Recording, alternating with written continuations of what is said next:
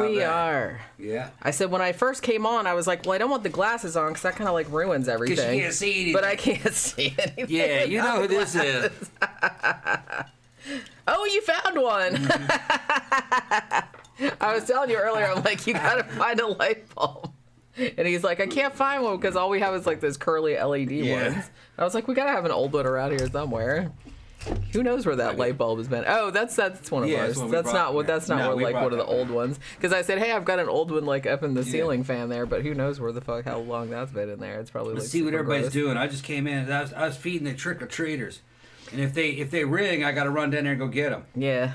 Yeah. We had actually like had more than I thought we would. Yeah, they do it differently in this neighborhood. Well, I mean, they were showing up in damn electric golf carts pulling trailers of kids.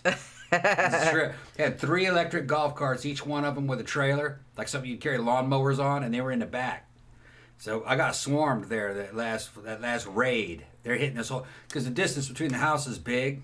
Yeah. So they're running through here like in a fucking posse.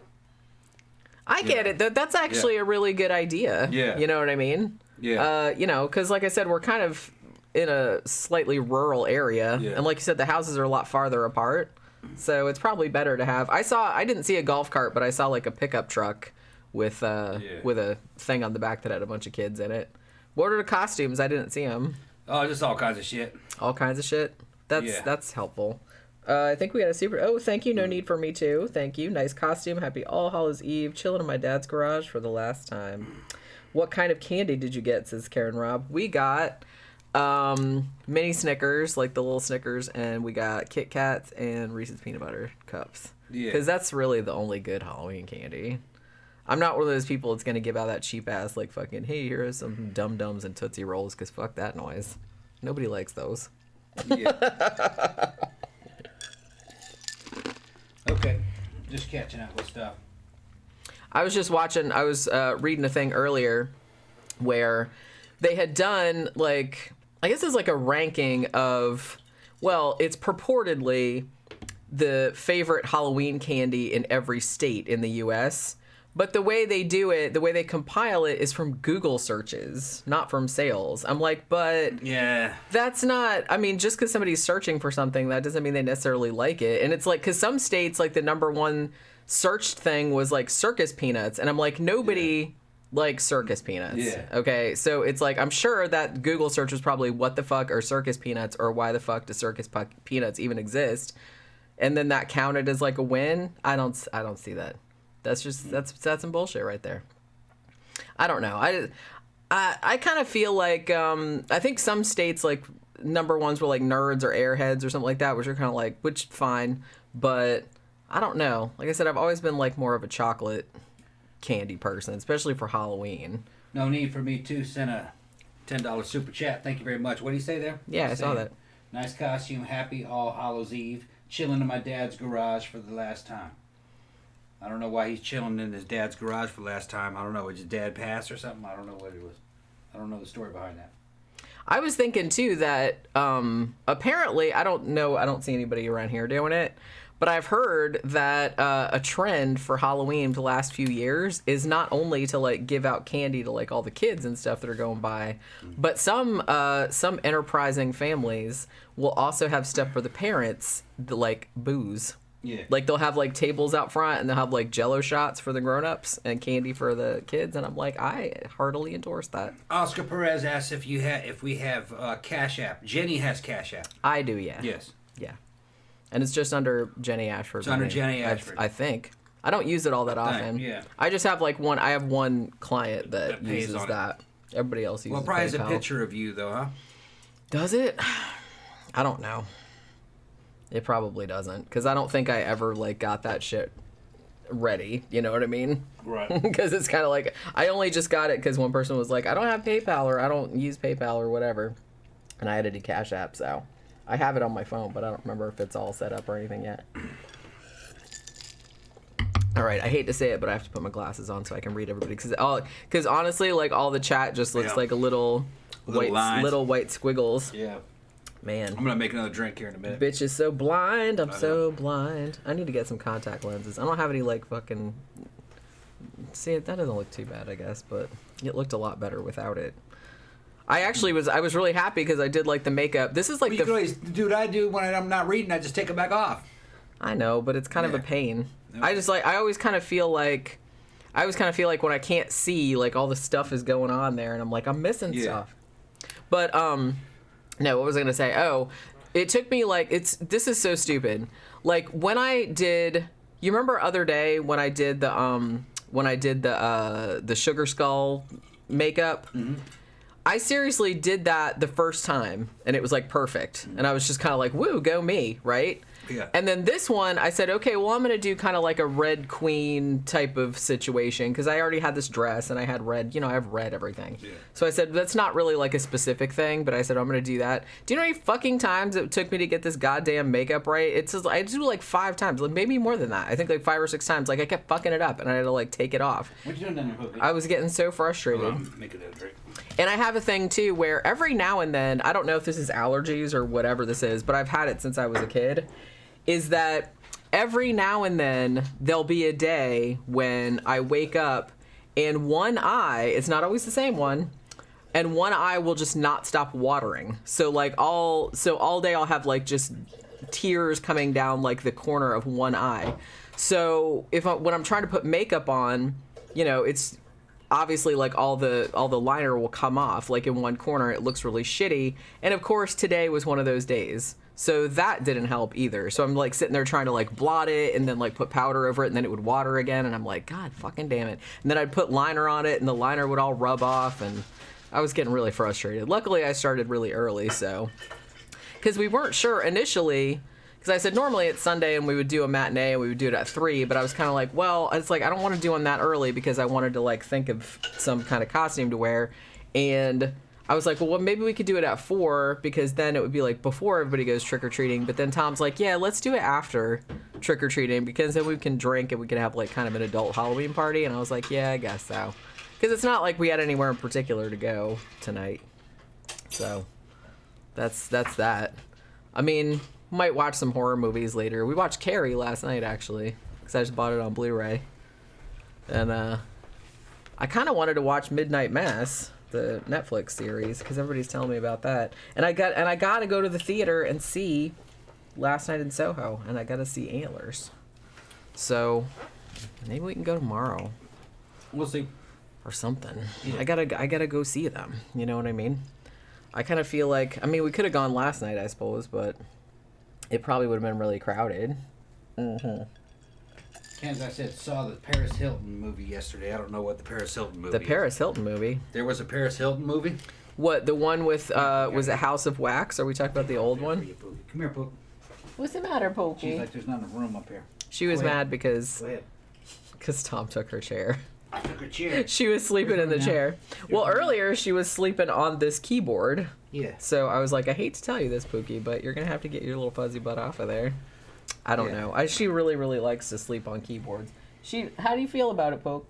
All your toys She's going like, too much room. They're taking up too much room. She only likes to sit on things if she knows that you want to sit on it. Yeah. It's not fun if you give her her own thing, even if it's the same. She's like, well, no. I want to be in your way. That's how she gets enjoyment out of it. Yeah, see? Now she's going down there like, you gonna do on the treat thing? T said she saw last night in Soho early today. She said you'll love it. It looked good. I thought it looked really good. And honestly, like I saw like in a Facebook horror group I'm in, they said, it was the best horror movie they'd seen this year. Yeah. And so I'm jacked. It looks really good. I remember seeing the trailer like a while back, and I was just kind of like, yeah, that looks pretty rad. Yeah, Alex Hammond says that's a great film based on the original House of Wax and Tourist Trap. Yeah, because Paris Hilton was in that House of Wax show, wasn't she? I think she gets horribly killed in it. Tila's saying, check out my boots. Yeah. I got badass boots. New rocks. Yeah. Yeah. Very expensive, but they last forever. Yeah. Camp Guy said, boots. Yeah. Camp Guy said Jenny could win a Jeopardy Daily Double question on any horror movie ever. Probably not, but I don't know. Maybe. I've seen a lot of them over the years. So I'd give people a good run for their money. You know, Pokey, go ahead and get up in there. Yeah, no need for me too says Paris was butchered through the face. I do remember that. Yeah, they're commenting on what I'm wearing. Let them see it. Yeah, give us a spin. Do. Show us that ass. Oh my God. Thank you, Hayden Santos. How much money does YouTube take from the super chats? Not much, because what ends up happening is that it goes through Google AdSense. So usually you don't get the super chats right away. It's usually like what is it, the 15th? I think it's the 15th. It's the 15th of the following month, and it just goes in with all your Google AdSense money, like all the people that click on your ads and stuff like that. So they just send you like a big lump sum. No, I'm not Pinhead, man. I'm fucking Uncle Fester. Oh yeah, you could have been Pinhead. That would have taken a really long time, though. Yeah. I mean, yeah. It's sad because it's like I have stuff like that. I could do that. Yeah. I always like to do really elaborate stuff for Halloween, but it's like we just didn't have a lot of time this year because, like, that's just my normal clothes, though. Well, yeah, you've just worn that to the club, yeah, like that, and it doesn't look festery like unless you're bald, so which you are now. Yeah. So, but yeah, I don't know. Like I was hot too. It's all velvet and brocade. Yeah. This was a dick jacket. I'm gonna take it off. It sounded like you said a dick jacket. It's a dick jacket. Well, your dick can get so big you got to make a special jacket for it. I have a jacket, and also my dick has a jacket. Yeah. It's a little jacket. Yeah. Like this. That's super cute. Here's a shirt that they will like. Look at those cuffs. Yeah, see, they're all pointy. Pointed cuffs. It's got pointed tails on it. Yeah. See? Fancy. And yep. Pointed in the front. Don't pull it up too much. Everybody will see your little booty crack. Booty crack? Your little on. Plumber butt. I got hip huggers on. Yeah. Tila says, Jenny, is that a dress you have on? Yes, it is. No Need for Me Too said, my youngest daughter did Velma from Scooby-Doo. We went to Publix last night to get Halloween candy, and we saw the whole Scooby gang. Yeah. They had they looked really good, I thought. Didn't see anybody else dressed up too much last night. I guess there was a lot of parties going on, but like I said, we didn't get to really go anywhere. But, Camp Guy said, I always thought the normal niece on the Munsters was hot. Yeah, she was cute too. Yeah, not really my thing, but I'm more of a mortician. Yvonne DiCarlo fucking in her fucking. Yvonne DiCarlo. Yeah, Yvonne DiCarlo. That's what I said. Yeah. Yvonne DiCarlo in her Lily Munster outfit was looking hotter than her, though, I think. Yeah. Yvonne was pretty hot. She was, indeed. And, I kind of feel like, when she was on Munster, she was slightly older. She was in her 40s. Yeah, that's what I thought. In her 40s. And she'd been in a shit ton of stuff, like, prior to that. Yeah. But, what you doing down there, folks? She's playing with all her little Halloween toys that Auntie Ilsa sent to her. She loves that shit. She loves those toys. She especially likes that Dracula one, man. She's really into that Dracula toy. I think she likes him because he's crinkly. Like when she pushes her nose against it, it goes. Yeah. Bee's Nest says, "Hell no, I'm Team Marianne." Okay. Marilyn. That's her name, right? Yeah. Yeah, I think it was. It was Marilyn. Oh my goodness. So they treated her like she was a misfit and ugly. That's so awesome. Well, that's what I always loved about like Addams Family and Munsters. It's just that I think that's like a brilliant conceit, and I know that it came from Charles Addams' original cartoons, but I thought it was like a brilliant conceit that it's just like this family of weirdos, and they think they're normal, and everyone else is weirdos. Yeah. Because I'm like, hey, I can relate. So I think that's why it kind of like resonated with people. And I liked too that, especially on the Addams Family, I liked that they made them really like happy. Like, they were happy being weirdos, and, like, they were super into it, and they didn't really get why other people were, like, weirded out by them, and I just thought that was so funny. The Munsters in the Addams Family, I read, like, the corporate sales pitch of what it was they were trying to do with both of them. And they were competitors, those two shows. It was basically made for the California market when it came out. They knew that it would sell nationwide, but it was mostly marketed towards the California market. And what it was a story about integration. That's what it was about. It's about your neighbors may not look like you, but they're regular people just like you. And that's what they're talking about. They're talking about. So quit picking on them, goddammit. They're basically talking about people from Mexico or black people or whatever, the people that live next to you, or they're from another country. That's or something. a nice message, though. That's what it's about. Or they may not be, they may not believe in the same things that you do. That's what they're talking about. And it's all right. Yeah. Well, you got to look at 50s television. 50s television was real fucking government backed. It was kind of like war propaganda. It was all really about uniformity. People coming back from the war, trying to re-civilize these dudes that had killed a bunch of dudes in an apocalyptic fight, and try to get them in some kind of business like making cars or advertisement sales or something like that, and get them married and chilled out in suburbia, which means conformity. Okay. So I guess people that really weren't really a part of the war were kind of like, there's a lot of conformity going on. That goes all the way back to fucking really fathers knows best and all that shit. Not everybody is the same. So that's what those series were about. Yeah, and those shows, I kind of feel like people look back at those fondly as though it was some kind of golden age. I'm like, yeah, but those shows were not, even back then, that wasn't really what actual most real people's lives were like. And I Love Lucy, Bewitched, and I Dream a Genie were about mixed marriages. That's exactly what that was about. Even though I feel like that wouldn't even register with people nowadays. Not nowadays, no. Well, actually, it didn't even register with me in the 80s. Like, and I used to see I Love Lucy on on cable and stuff. Yeah. And it honestly never occurred to me. Yeah, your wife, she's not around here, and she's got these weird-ass relatives. They keep showing up to your fucking house. You just want her to be normal, but she can't be. That's not in her nature. That's exactly about what that's what they're talking about. Again, I can relate. Yeah, but they're talking about race and culture. No, I know that. Yeah. It's just like being funny. They're talking about race and culture there. That's what they're talking about. And I Love Lucy was switched around. Desi was from Cuba, Yeah. And a lot of people don't realize it, but then, fucking Desi Arnaz and Lucille Ball and, the I Love Lucy show is about an interracial relationship. Yeah. That's what it is.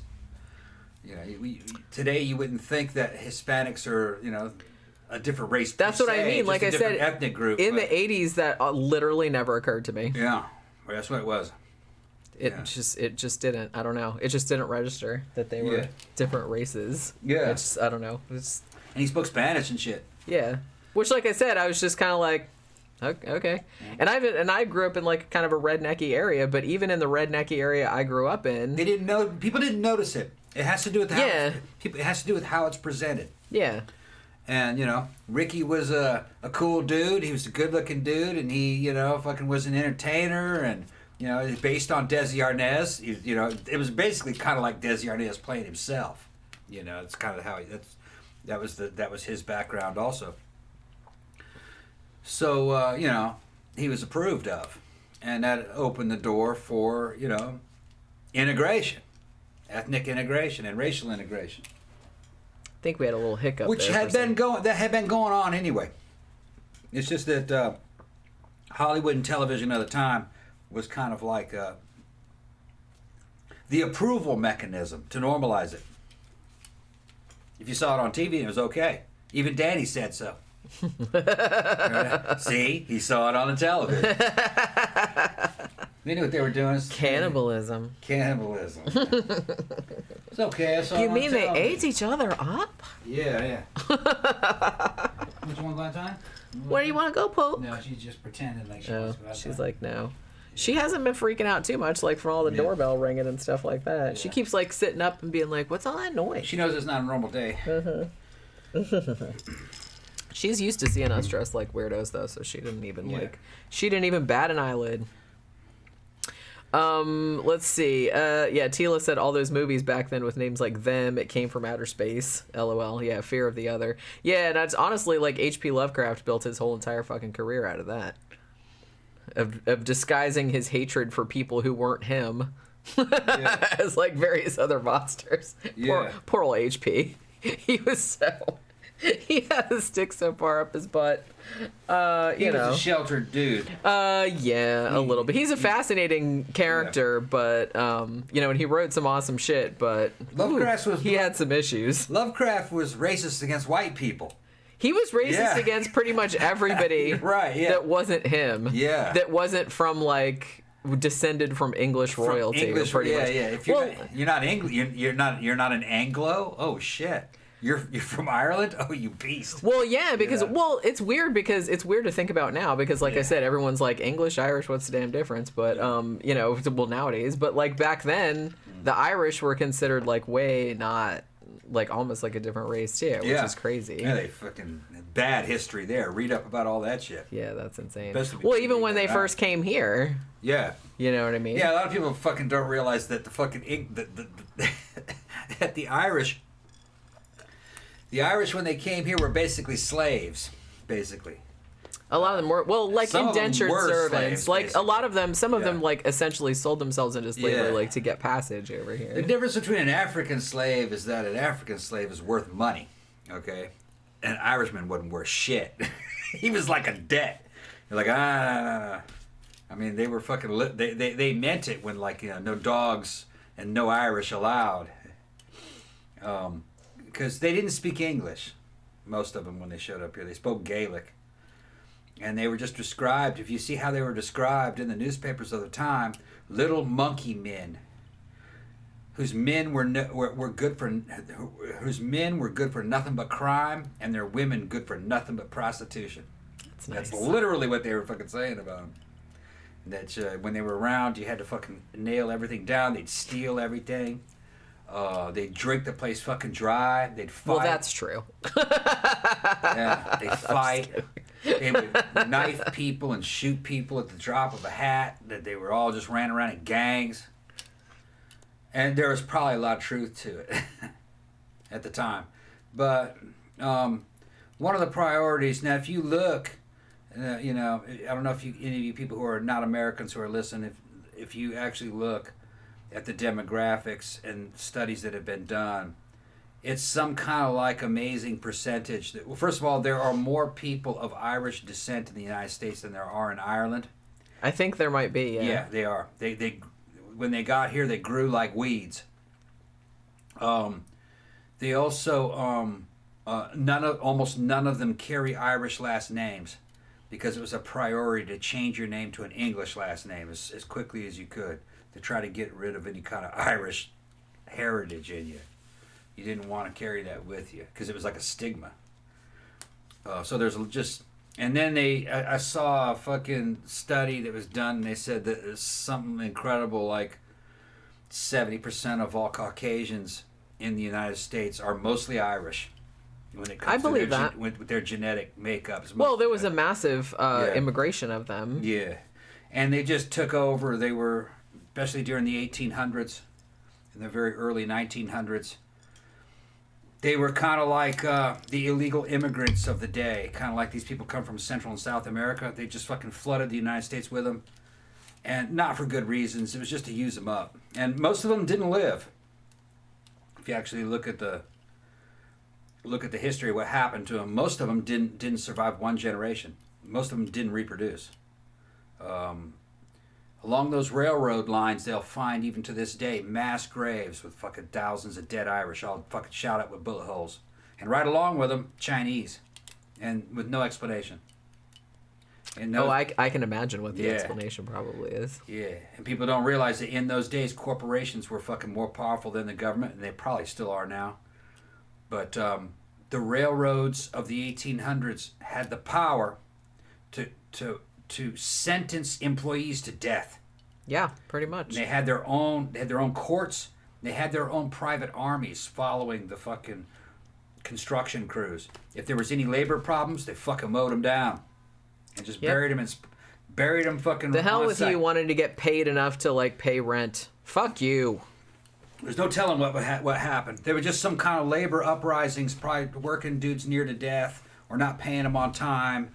Fucking fights breaking out that turned into fucking race wars between Irish and Chinese, and then fucking they just shot a shit ton of them to quell the riot.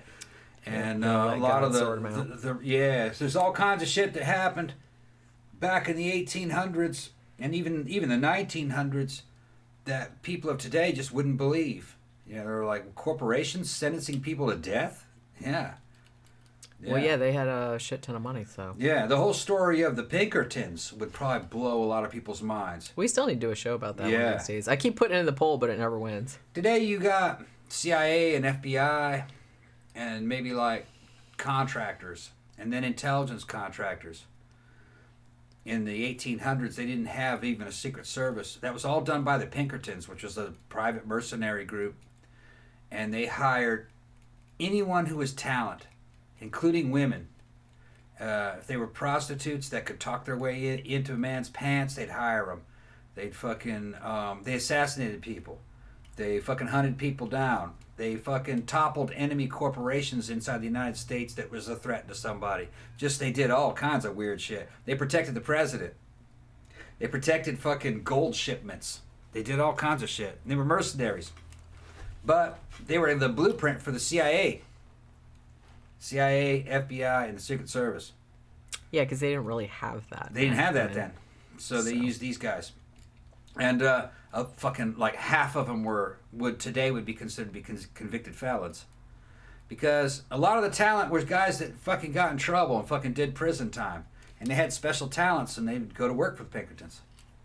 This whole deal like we don't hire felons. Oh no, they were seeking them out because they were the Boba Fetts of their day. You want Boba Fett. If you need Boba Fett, you're looking for Boba Fett. You're not looking for some Boy Scout. And that's what fucking... It's just badass stories of from a time gone past, a time past, and a time that will probably return because everything's cyclical, The contracting scene of the fucking past 20, 30 years has gotten kind of hairy, kind of weird, because it involves foreign contractors doing stuff for the United States on the slick and shit. Been going on for a long time. I mean... My favorite movie, fucking Predator 1. A lot of people are saying, oh man, fucking, Dutch and his crew of special forces guys. No! Go back and pay attention. That's not special forces. They're mercenaries. It's a mercenary rescue team. They don't fucking... And there's rules for mercenaries. But no, they're all ex-special forces guys. Ex-special forces guys on a mission to rescue special forces guys. Which that's real. That does happen. John Smith says, by the way, the people who live in Ireland hate it when people in the U.S. say they are Irish. Yeah, they do. And I can see that because they're like, look, you weren't born in Ireland. You've never been here, so fuck off with that bullshit. I get it. They're the descendants of the Irish. Yeah. They're of Irish descent. But yeah, if you weren't born there and you've never been there, then, don't go around saying you're Irish because you ain't. I feel like if you were born here, you're American. You know? Wherever you can. But that's now. But I mean, you can say that you're descended, my parents were from wherever, that's fine, but it's just kind of like, like I said, if you've never even been there, that seems like a little weird to say. A lot of America's history is forgotten and it's not taught on purpose. The first real badass president that we had, the one that helped carve the empire out, was Andrew Jackson. And he was the nation's first Irish-American president. And when he got the presidency, people thought it was the end of the fucking world.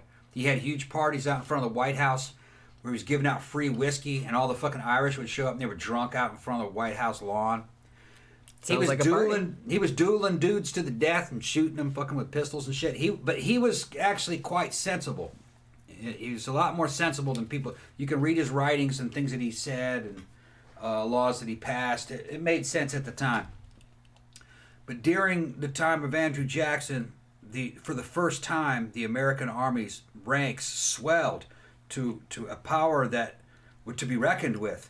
And it's because who was joining the Army at that time? All those Irishmen. Because they now had an Irish president. So now you had an Irish president and an Irish Army. Their battle flags were blue battle flags with Irish symbols on them, like harps and fucking clovers and all this kind of Irish stuff. And that worried a lot of people who weren't Irish. But they didn't really know much about American history, how America was going to unfold later on, too. Because not too long after that, And kind of like, I guess it was the 1870s, 1880s, around that time, most of the American army were Native Americans. And most of them were, what was the name? Lakota. If you look at pictures of the American cavalry from the late 1800s, it's all Lakota braves in American uniforms and everything. And back in Washington, D.C., they were fucking scared. They were afraid, can we trust these guys? Are they really Americans? Yeah. It's just that, it got to the point where they couldn't hunt buffalo because property rights were happening. There was trains running around. I mean, and in the Lakota culture, it was a macho culture where men were hunters and warriors.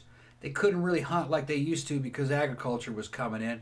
The only thing they could do to be a warrior was to join the United States Army. And they still did it today, to this day, When I was in the Army, Native Americans were just overrepresented. There's more men there than there are percentages of Native Americans in the U.S. population. And it's because they have that in their culture, is that you have to be a warrior. And the only way to do it in the United States is to join the U.S. Army. Yeah, so they're in there. Lots of them. And they're good dudes. So what I'm saying is that they worried about the Irish, they worried about the Indians, they worried about all these little ethnic groups. People are always worrying about something. They're worried about shit. Yeah, because they're worried about black people too. They're like, these people are not really loyal to the United States. Maybe we shouldn't give them guns, you know what I mean? Maybe we shouldn't let them have horses. But it was, they still kind of do it today. Maybe we shouldn't let these people have guns. A lot of it had to do with the South, you know what I mean? Because Northerners they just don't trust Southerners. And I don't blame them. There's a lot of bad blood there over time. And it's just, when I was living in the New England area, there's just a big cultural difference. And when they find out you're Southern, they just don't look at you exactly the same. And it's just their culture, California, not so bad, but... Well, I mean, the same thing is true of California that's true of Florida, in that you get people from all over the country moving there. Yeah. So it's almost like you don't really have... In pockets you do, they have one big overriding culture, but because it's such diverse... like I said, so many people move there for various reasons, you don't really get this kind of insular... Yeah. kind of thing that you would maybe get in a smaller Although here's city. Something else I've mentioned before, and it was reconfirmed, me hanging out at this biker bar where I'm going in there and start making local friends and shit with these bikers. 1/3 of them are from the North or California that have moved here, and they're they're trying to be more Southern than me. They're trying to out Southern my ass. They're like converts to it. They've converted to a new religion. Yeah, those are always the most overzealous. Yeah. And that's been happening for centuries too. Southern plantation owners were living in the South, but they tended to come from the North because they had the money to start plantations. So just because you were in the South didn't mean that's where you came from, and just because the northerner the ones that would come here fucking took to Southern culture like a fucking duck to water. The ones that come here, they come in here for a reason. They didn't like where they came from, so we like it here, and then they try to out Southern you. It's funny. It is cute. You know what I mean? It's cute, but it's just they're trying to. I know you're a Yankee. You know what I mean? Fucking, you got to fuck with them, because then they buy you beer. I know you're a Yankee. Just shit like that. Well, shit, man. If I go, I'm going to pull rank on you because I was actually born in the South and you weren't. I wasn't actually born here. No. You were born in California, bitch. Yeah. I was born right here. Yeah. In good old rednecky Florida. Yeah, but I was only born over there because the military, my parents were in the military service, though. Okay. They were Southern. That's his story. They were Southern. Yeah. My dad was from Mississippi, and I grew up there, too. Well, yeah, like I said, my dad's side of the family was from Tennessee, actually. They moved down in the 50s. Yeah. When my dad was a kid. And my mother's family's from Virginia. They weren't from California. California in that era, everybody was moving out there. Yeah. So. Yeah. To my dad's side of the my dad's side of the family, like I said, my dad was born. He was born in Tennessee, but he moved to Florida when he was 4 because my grandparents moved here in 1958. And my mom's side of the family are from Maryland. Yeah. So, and they moved down, I think it's also in the 50s, now that I'm thinking about it. Danny Rolling Ghostface says that jacket is giving off a lollipop illusion effect. Yeah. So your head looks like a lollipop, and that's like the buttons are the stick, I'm guessing? Yeah. That's what he's talking about? Now, Teresa's in there giving fucking Andrew Jackson his fucking his heritage, his birthright, and everything, where his parents came from. He was Scots-Irish. That's right. And his parents, where they were from, they're from Ulster, and which you can read it if you want to. But, yeah. Most Caucasians of today are basically Scotch, Irish, and German, with some French and English. Most of them. I mean, depending on what part of the country you're in, but I mean, largely, right. I mean, like I said, there was a massive like Irish immigration into the U.S. Right, and our Latinos are fucking super diverse. They could be Central American or South American or Brazilian. A lot of them are at least half European, mixed with some Mesoamerican and possibly some African, with also some Germanic in them. And then you have Mexicans who are Mesoamerican with some Spanish. And now a lot of them are like what our friend Kaylee, who passed, I showed you a video of, where it's, they're kind of like half Scotch-Irish parent along with a kind of like a Latino parent, and they're just like any other American. You know what I mean? You don't. It doesn't really occur to me because I think like I knew her. You didn't think of her as being kind of ethnicity. I knew her for a long time before I realized that she was like half Mexican. Half Mexican, yeah. Well, that's why she was so little, but she was so cute. Little cute little thing. She was a little bitty. Oh, that's bumming me out all over again. But what happened to her was bad. Yeah. Yeah, that sucked. Yeah, but no, that's what I was saying. I said it before in earlier shows. They said, well, man, it's very Hispanic in Florida. It always was. This was part of the Spanish Empire. It was always half Latino, and then everything in between where it mixes, and it always had a black population in it also, always. And it's no matter who comes and goes, the seemingly, according to the records, the mix or the proportions was about the same. It's just that there's a lot more people now. That's the difference. Yeah, because like I said, to be honest with you, even when I was like in elementary school and middle school, like in the 70s and 80s, I remember shit being like pretty diverse. Mm-hmm. We had most of the U.S. It was. Yeah, we had like Latino. We had kids from India. We had all kind of different stuff. And like I said, I grew up in like not really that big a city, just kind of like a rednecky sort of town. People from India were rare though when I was a kid. That's like a new phenomenon. People from India. But I tell you, people that come here from India, man, they fucking love it. They don't want to go back to India. They just love it here. Run into them all the time. I was the white man they'd run to ask them if the bears were gonna eat them. Remember that shit happened? That shit was fucking funny. Remember when that happened? Everybody's worrying about I was walking along the fucking path, and a fucking Indian kid comes running up on me on a BMX bike. Dude, there's a bear down there. There's a bear down there, sir. There's a bear? He's gonna be all right. They won't eat us? No, they won't eat you. They're not that kind of bear. Yeah, don't worry. No, just back there. It'll be all right. It won't eat you. It'll run. Although I have to say, so our old neighborhood, they gave everybody those bear-safe cans. Yeah. This new neighborhood doesn't have them, but they got bears. And so a couple of times we put the garbage out, and then the next morning the garbage is like all over the fucking driveway. Shit. So the bear's like driving around. Bears driving around. That'd be something. Bear driving around. Digging around in there. Yeah. It wouldn't shock me. Honestly, it wouldn't shock me if I saw a bear driving around. Right. They could do a lot of things. I was gonna say that one of the things about.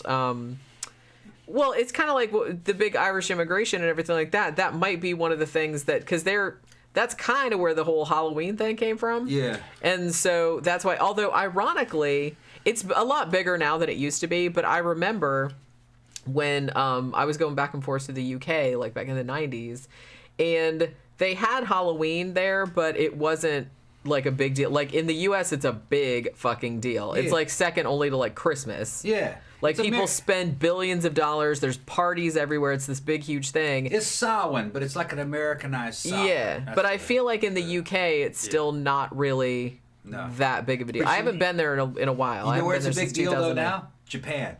Japan loves Halloween. They're trick-or-treating. They're wearing fucking Halloween costumes. All right, you go Japan. Yeah, Japan loves everything. Why not? It's fun. Japanese loves anything where you're dressing up.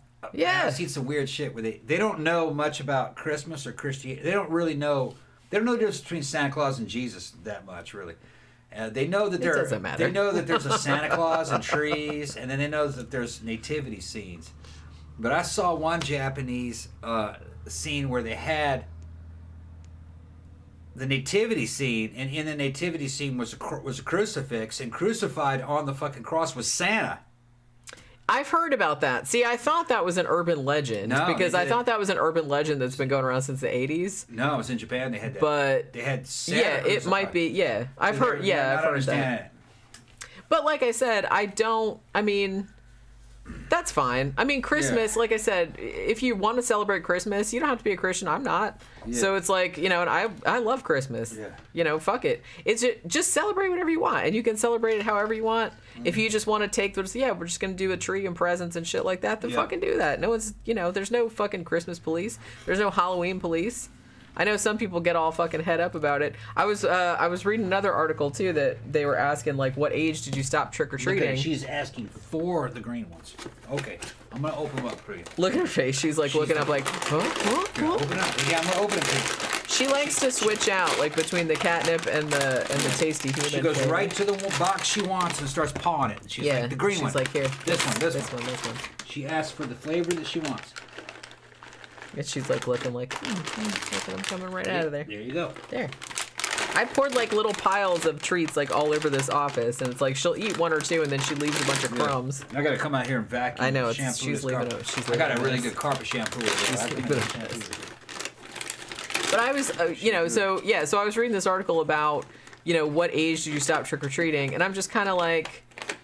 There's always like a couple curmudgeons that are always kind of like, Halloween's just for kids. Just like, Christmas just don't go to the club. Man, fuck off. Our club seems sexy as fuck for Halloween. That's what I mean. We didn't go this year. Don't why? It doesn't mean like just because you're an adult, that doesn't mean like you have to like fucking, you can't have any fucking joy in your life anymore. Fuck that shit. The funny thing is about the Japanese though is that from what I saw on YouTube, they misunderstood certain concepts, but they understood the concept of Halloween, which is let's dress up in these scary costumes and go around and have fun and go to the club. And really, that's all Halloween is. That's really what it is. And the more people want to embrace that concept, like I said, it makes me really, really happy that Halloween is now second only to Christmas. Like I said, people spend billions and billions of dollars.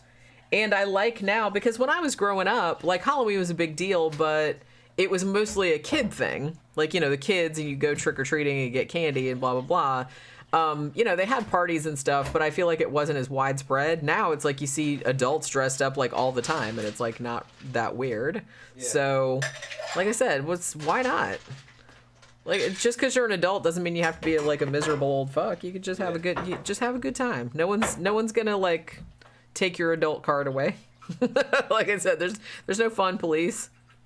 So you can just do what you want. Just do some silly shit. I actually had teenagers coming trick or treat me today, and one of them was a dude. He's probably about 16, with his 15-year-old girlfriend. He was dressed up as, I don't know, a banana. I think it's a big old banana. And then his little 15-year-old girlfriend was dressed up in this fucking little Bo Peep costume or something with fucking high stockings and skimpy as shit. And I almost said something. I was like, never mind. Tom was gonna dad out for a second. I was gonna be like, are you old enough to be wearing that, young lady? Aren't you too old to be dressed all that skimpy, or too young to be dressed all that skimpy like that? That belongs in the club, but I didn't want to say anything to her. Well, the thing about it, though, I have to say that there's not, if you're buying a costume like off the rack, a women's costume, and I noticed this like when I look online, pretty much 95% of the women's costumes are sexy something or other. Yeah. You can't just buy like a normal. Yeah. I mean, you can, but it's not as. I think it was Little Red Riding Hood. Oh yeah, maybe. She was dressed, Little Red Riding Hood or something. And maybe it was. And I was going. If I was your dad, you would not be out with me.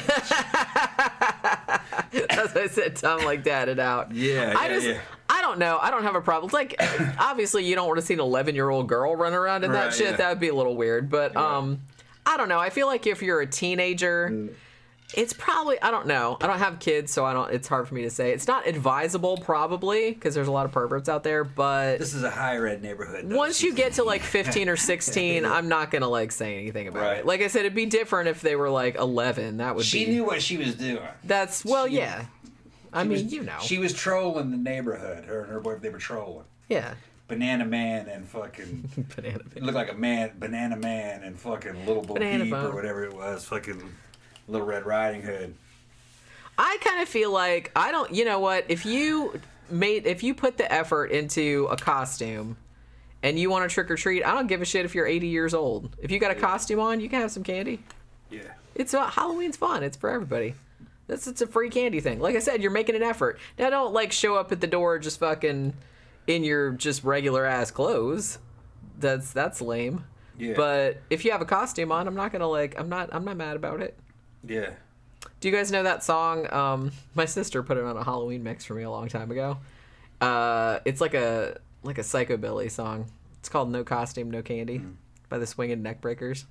And it's super funny. So he's like laying out his philosophy and like pretty much, as long as you have a costume on, you can have candy. But if you don't, he's like showing up like looking like burglars with flashlights and pillowcase. With like no costume on, that he's not gonna give him any candy. Talking about Night of the Living Dead. Yeah. Camp guy said, I never touched a Ouija board even as a kid. I was afraid to fool with it. Teresa Rayborn fucking posted all those facts, I guess, to correct me. That he was not Irish American. He was not Irish American. His parents were from Ireland, which means he was Irish American. Yeah. So she just confirmed what I said. Yeah. But go back and read the descriptions of the time. It didn't matter where you were born. Okay? If you had descended from the Irish in the 1800s, you were Irish. That's just the way they saw you. That's why they were all trying to change their last names. But if memory serves, fucking Jackson was like one of the few guys that fucking kind of like embraced his fucking Irish heritage. And the armies of Irish that joined up in the U.S. Army started to have, and there's paintings of it. Them out there fucking fighting and doing shit. With these big old blue flags with harps on them and 4-leaf clovers and just stuff from Irish culture. They were big into that. At that time, America was damn Irish powered. They were the ones that were doing everything. They were fucking working them boys to death. But they were doing it for the promise of riches and a better life. They didn't have that back in Ireland. There was nothing going on there. Good old potato famine. Yeah. Which reminds me again, I was reading something again earlier, because I've been reading Halloween shit all day. So I was reading something earlier about this. I think it was on Facebook. Somebody said they just heard about this guy who was giving out freshly baked potatoes to people for Halloween. Yeah. Like he would put it in the bag like with tongs. Then he's like, hey, you want like some, I got sour cream, like in little cups and stuff like that. And I'm like, logistically, that's kind of fucked up. But I was like, but on the other hand, that's actually pretty awesome. I would like a baked potato for Halloween, please. That'd be delicious. Yeah. Man, we didn't eat very much today. Well, Yeah. I'll get us some food later on. Well, later. Yeah. Like I said, it's almost 9, so I don't think we're probably not going to get any more trick-or-treaters. No, it's over. How much candy do we have left? A bunch. But it's almost all Snickers. I don't have a problem with that. I saved like 8. Snickers is like my favorite. I saved like 8 Reese's Peanut Butter Cups, the singles. Okay. Yeah, we went to Publix last night, and they didn't have a lot of candy to... I mean, they had some, but they didn't have like a lot to pick from. But... They had the good shit still. Yeah. It's expensive. We just didn't get a chance to go to Sam's because, like I said, now we moved out here. Like, Sam's is kind of like a lot farther away. It's not really worth it to go down there unless you're going to get a large amount of stuff. And the thing about it is that had we went to Sam's and got like that big fucking 10-pound bag of candy or whatever, it's like we would have had all that candy left over. You'd have spent about the same. And it probably would have been the same because I think we spent. How much was it? I think the littler bags were the Snickers was $11.99. And that's like a bigger bag. And then they had smaller bags of Kit Kats and Reese's Peanut Butter Cups. And I think those were $5.99 or $6.99, something like that. But that's, I guess, because we waited till the last minute and was like, we went to Publix and they just had like one little cap with, they're already starting to put out all their Thanksgiving shit, man. That's depressing to me. I mean, I guess I kind of feel like this year, because we were moving and like there was so much other stuff going on, I usually like to do like big lead up to Halloween. And I know I did a lot of, reviews for the show and everything like that. So that was fun. But I don't know. Like I said, I usually like to have more time to like think of a costume or like buy a costume. And it's like this year I didn't really have enough money to do that. So I was kind of like trying to, work with shit I already had. And I don't know. So, and then like now it's Halloween and it's like I always get bummed out like the day after Halloween because it's over. And I'm like, man, now I gotta wait till fucking next year because it's my favorite. It's my favorite holiday. I like Thanksgiving and Christmas too. Not saying that. Actually looking forward to Thanksgiving because, man, all that food. I'm gonna have to starve up until then. I'm gonna have to starve for the next month so I can eat a lot. Yeah. Get some pumpkins. Yeah, we didn't get any pumpkins either. I didn't even carve a pumpkin. I carved a couple last year. We get this year. Yeah, actually now there's a pumpkin patch. Yeah. Only a mile or two from here. Yeah. And they might be getting rid of all their shit because they're like, oh, Halloween's over, nobody's gonna buy the shit now. Although no, you got Halloween and you got Christmas. Well, you can you got Thanksgiving. Well, yeah, like I said, but I kind of feel like most people buy pumpkins for Halloween, right? So they can like make. But we'll go in there and look. I bet you they still have them. Yeah, I'm sure they do. Yeah. Cause shit, man, I'm gonna make some like pumpkin pies out of that shit. Get a good deal on some pumpkins. Make some curry pumpkin soup. Yeah. I can make all kinds of pumpkin stuff. Man, yeah, we've said that before, man. Yeah. It's just like those pumpkin two pies, pumpkins. Pumpkin soup, pumpkin curry. Man, we made chicken curry. I made pumpkin bread. Actually, I made that a bunch of times. Yep. Just out of like two kind of decent sized pumpkins. Yep. We made so much stuff. I got to get some buckets. Those buckets I had were gone. Oh, you threw those out? Yeah. I mean, no, it's not. I didn't throw them out.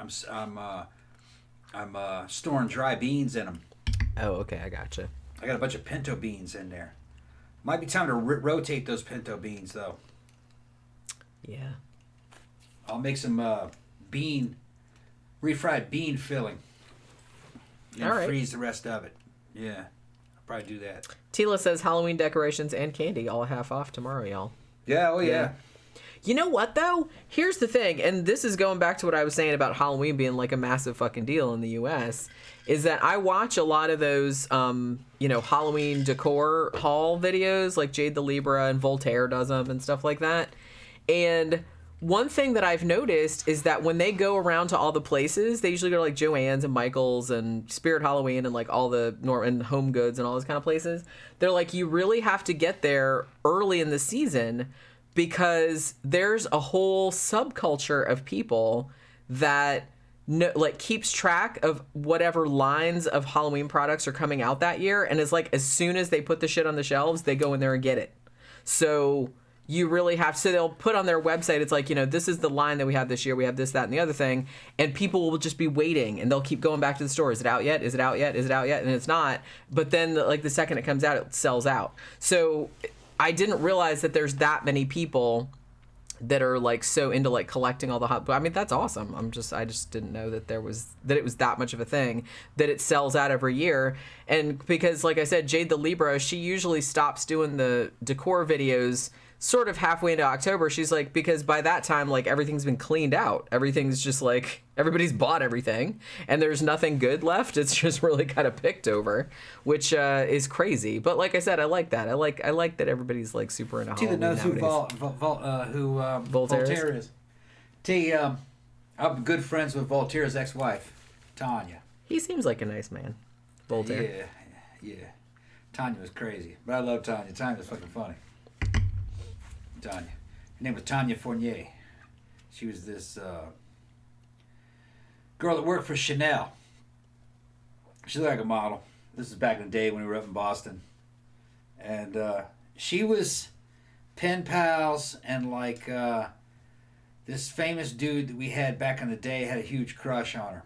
He ended up being from that band fucking... What was that blonde dude's name that was constantly in fucking... Propaganda? Mandy.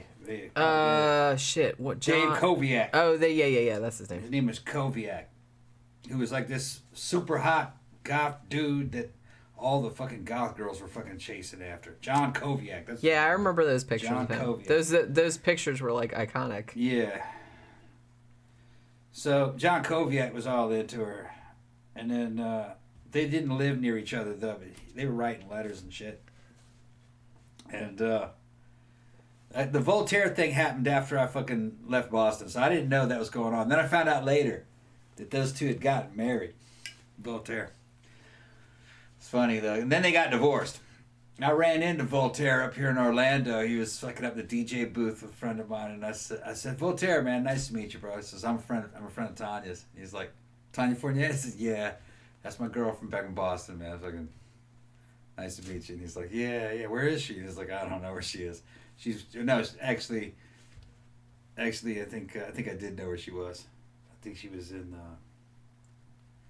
Arizona. I think she went back to Arizona. Yeah. Yeah. But yeah, Voltaire, he has... Because like I said, he's a musician, obviously, and he was an animator for a long time, too. So his music is, like, actually really fun, like, really entertaining. Yeah. And so he still plays live shows, but yeah, he has a whole fucking channel that's essentially like a gothic homemaking channel where he decorates various rooms in his tiny New York apartment. He has a house in Mexico City, too, I think. And he does Halloween haul videos. He's done a couple crossovers with Jade the Libra because they know each other. Because I guess he's played at... Oh, here's another thing that bummed me out. I was just watching this, because I watch... Every time Jade the Libra puts something out, I usually watch her. What ended up happening with her is that her husband owned a club in Kansas City. I can't remember what the name of it was, but I guess Voltaire used to play there all the time, and that's kind of how they knew each other, I think. But they had to end up closing. And they'd run that club for like 12 years, 13 years, like some ridiculous amount of time. And it was really, really sad that they had to end up closing it. So I saw the video where she was talking about that. And I'm like, oh man, that's like a fucking bummer. So I don't really know what's going to happen with that now. And so, that's kind of a shame. She's talking about how, that what's his name? That fucking, that Voltaire is a handsome man. This is the guy I was talking about. This is John Koviak. This is the other one. Ow. No, sorry. That was back in the day. Yeah, I think you've shown that picture before. Yeah, but not to her. That was John Koviak. That was like, in the 90s, that was like the main goth poster boy. Yeah, like I said, he was in propaganda all the time. Yeah, I'm trying to get the picture. But yeah, Voltaire, he's got to be... Well, he's older than you, that's for sure. Yeah. He's 55? Yeah. You wouldn't know it looking at him. He's in good shape. And he's fun. He's funny because I like that he's just unabashedly into spooky shit and Halloween shit, and he's into dad jokes, and it's just kind of like, and he's just totally not. He's just real unapologetic about it, and I just think that's really charming. He does a lot of videos with his fiancée. What is her name? Shit, she's a little Japanese woman. I can't remember what her name is, but they've been doing a lot of videos together, like, lately, and she's super cute. They do a lot of their haul videos together. But I don't know. There's something kind of fascinating about, and I guess there's been like an explosion of them in the last few years because I watched the Jade the Libra ones and the Voltaire ones, so I get all these recommendations for like, hey, all these other Halloween hauls, and I was just kind of like, man, I want to watch all those, but goddamn. Because honestly, they're all kind of going to the same stores, so, all the stores kind of have the same thing. So if you've seen one person's, then you've seen all the other ones, And that was Tanya. That's actually, I think, kind of recent of her, actually. That's what she looked like. Okay. That's Voltaire's ex-wife. Yeah, Tammy says he was going to do a travel show and talk about unusual cultures, but COVID happened. Yeah, I think he had... Well, I don't think it was for Netflix, but he had some kind of thing where he was going to go all over. But he does do, like, on his YouTube channel, one of my favorite things that he did was that he went around the world and went to different monster-themed bars. Like, he was trying to do...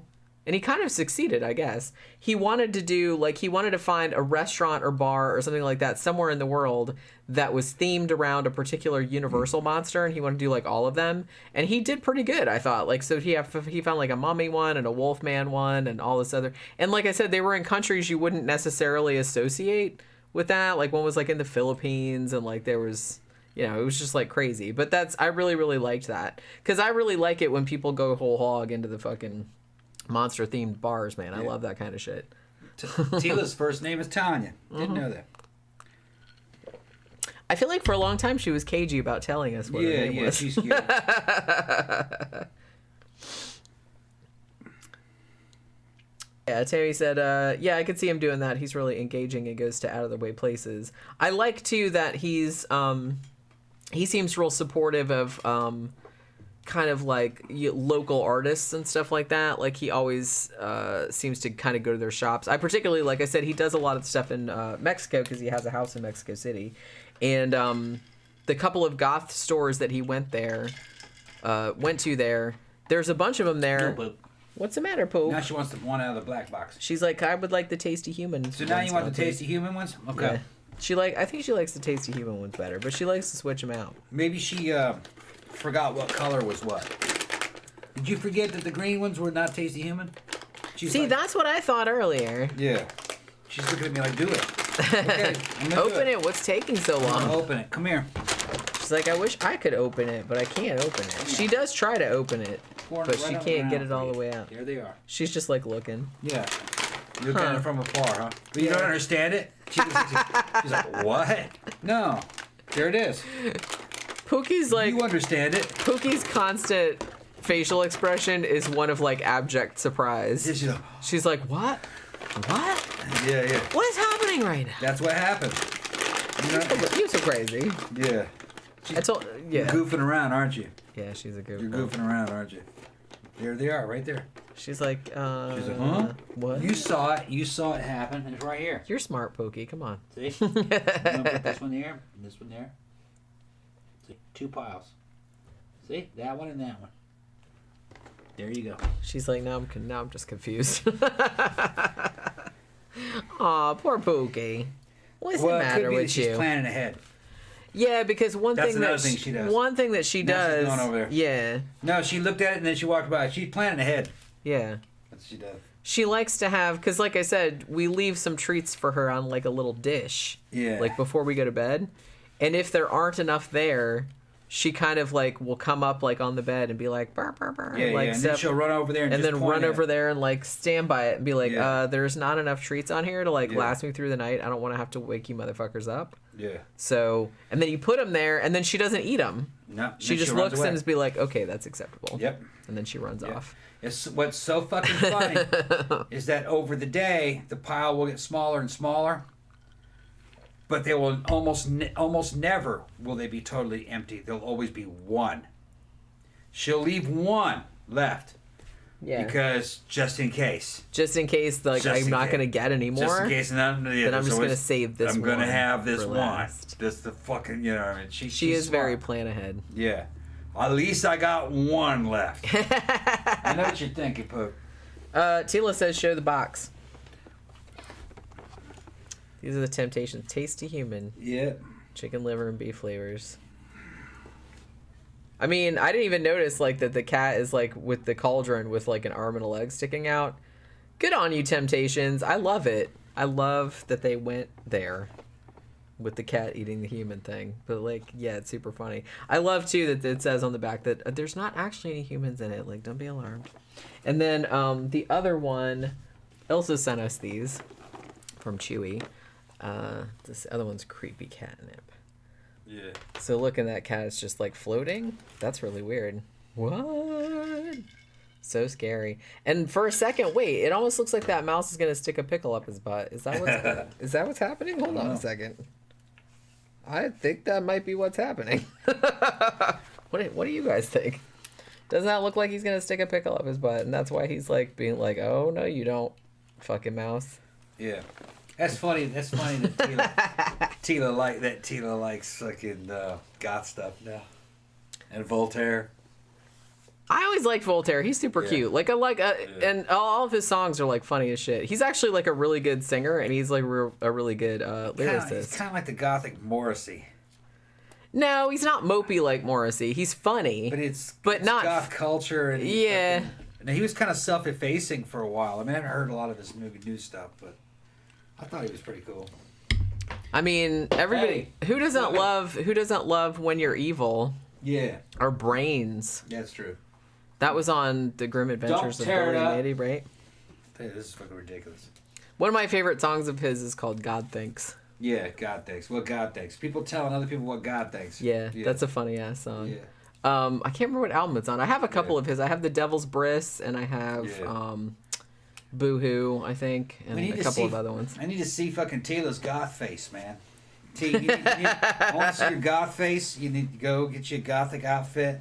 She's like, well, how do black people be goth? And I said, well, just. And she looked up goths of color and fucking Googled that shit. Yeah, there's a bunch of different fucking looks that black people do. And no, it all looks good.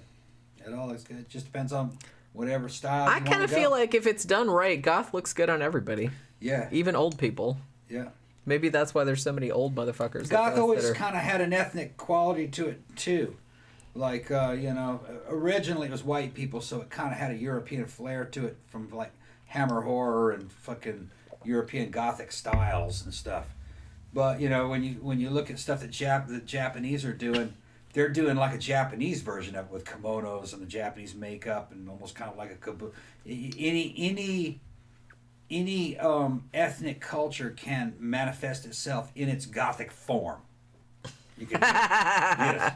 Well, that's like I said. Form. That's the nice thing about it is that I kind of feel like people that are sort of outside of it don't understand like how diverse it is, how many like different pathways you can approach it with. Right. Because every culture has creepy shit. Yeah.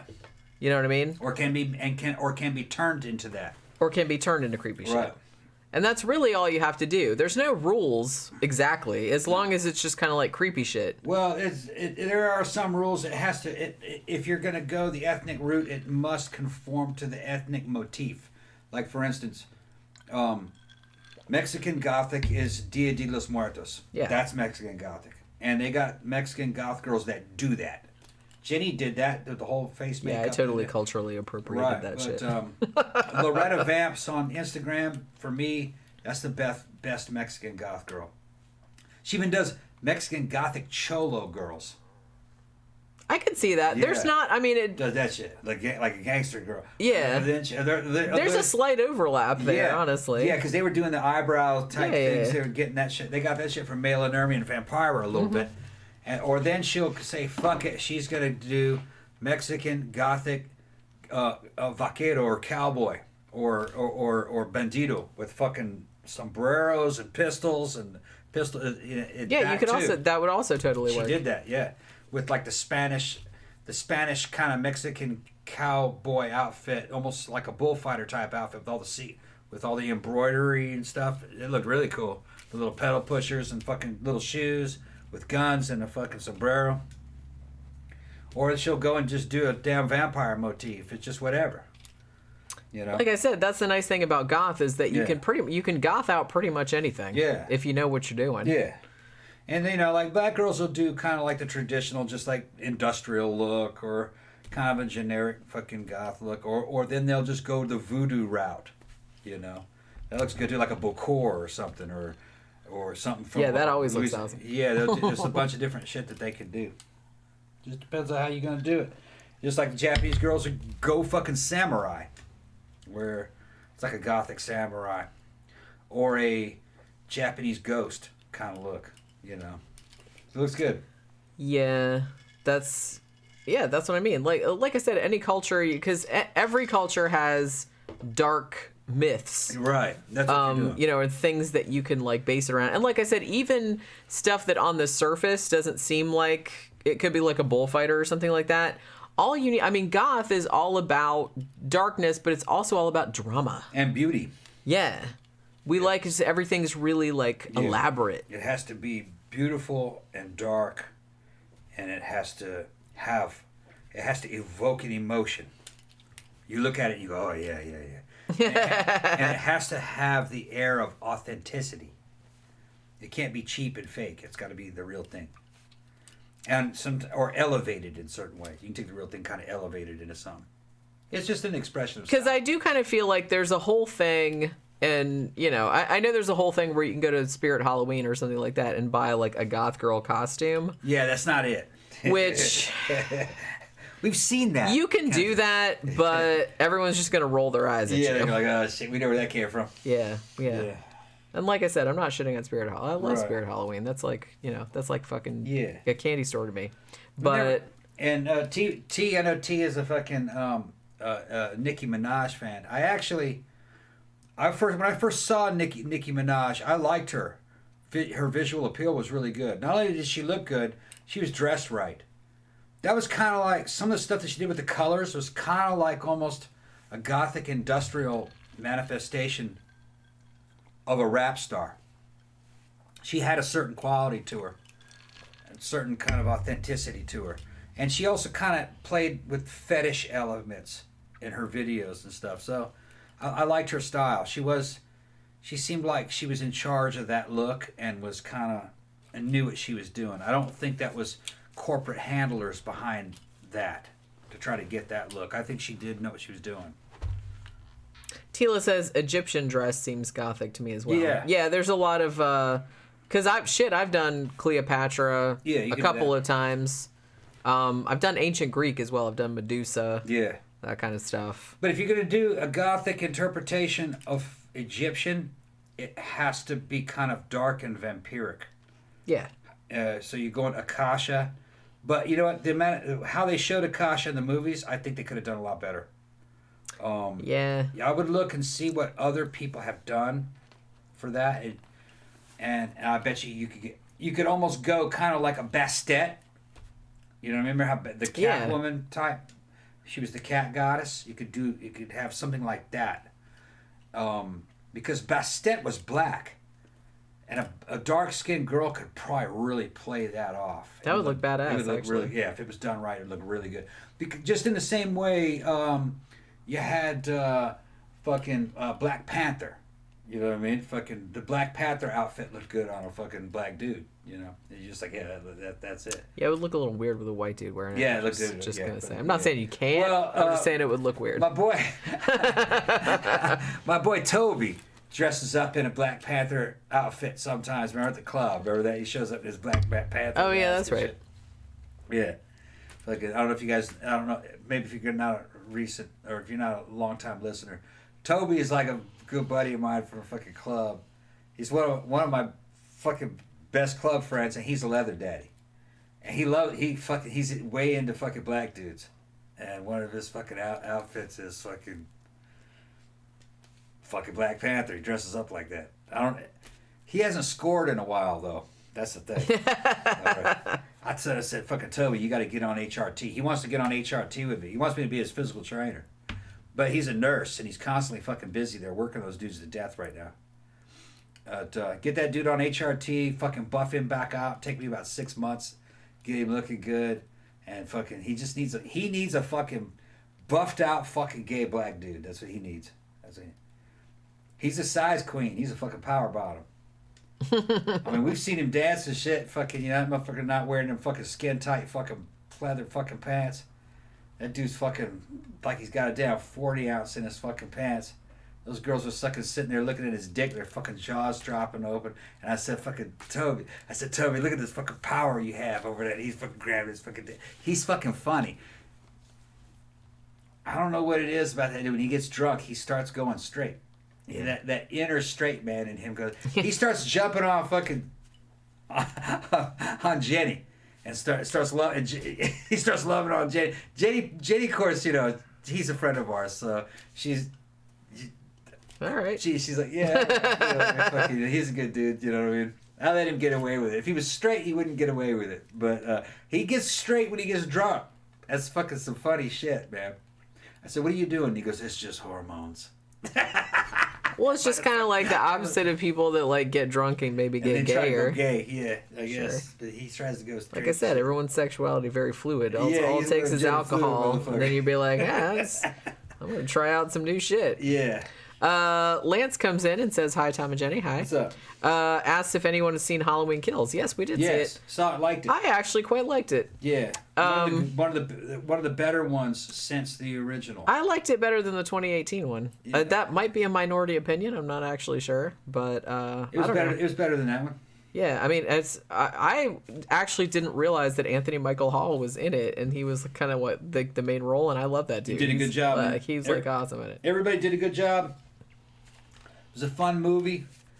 It had really good music. Carpenter did the fucking theme again.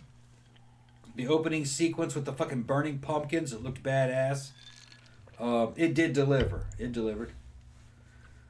I'm gonna shit on it right now. I still like fucking Halloween 3 Season of the Witch. That's my favorite Halloween movie. I kind of feel like nowadays everybody likes it. So, well, when it came out, nobody appreciated it because they're like, "What? There's no Michael Myers. That's bullshit." But you know, I had never seen a Michael Myers movie. The first Halloween movie I saw was 3 on fucking HBO or Cinemax. I don't remember which one it was.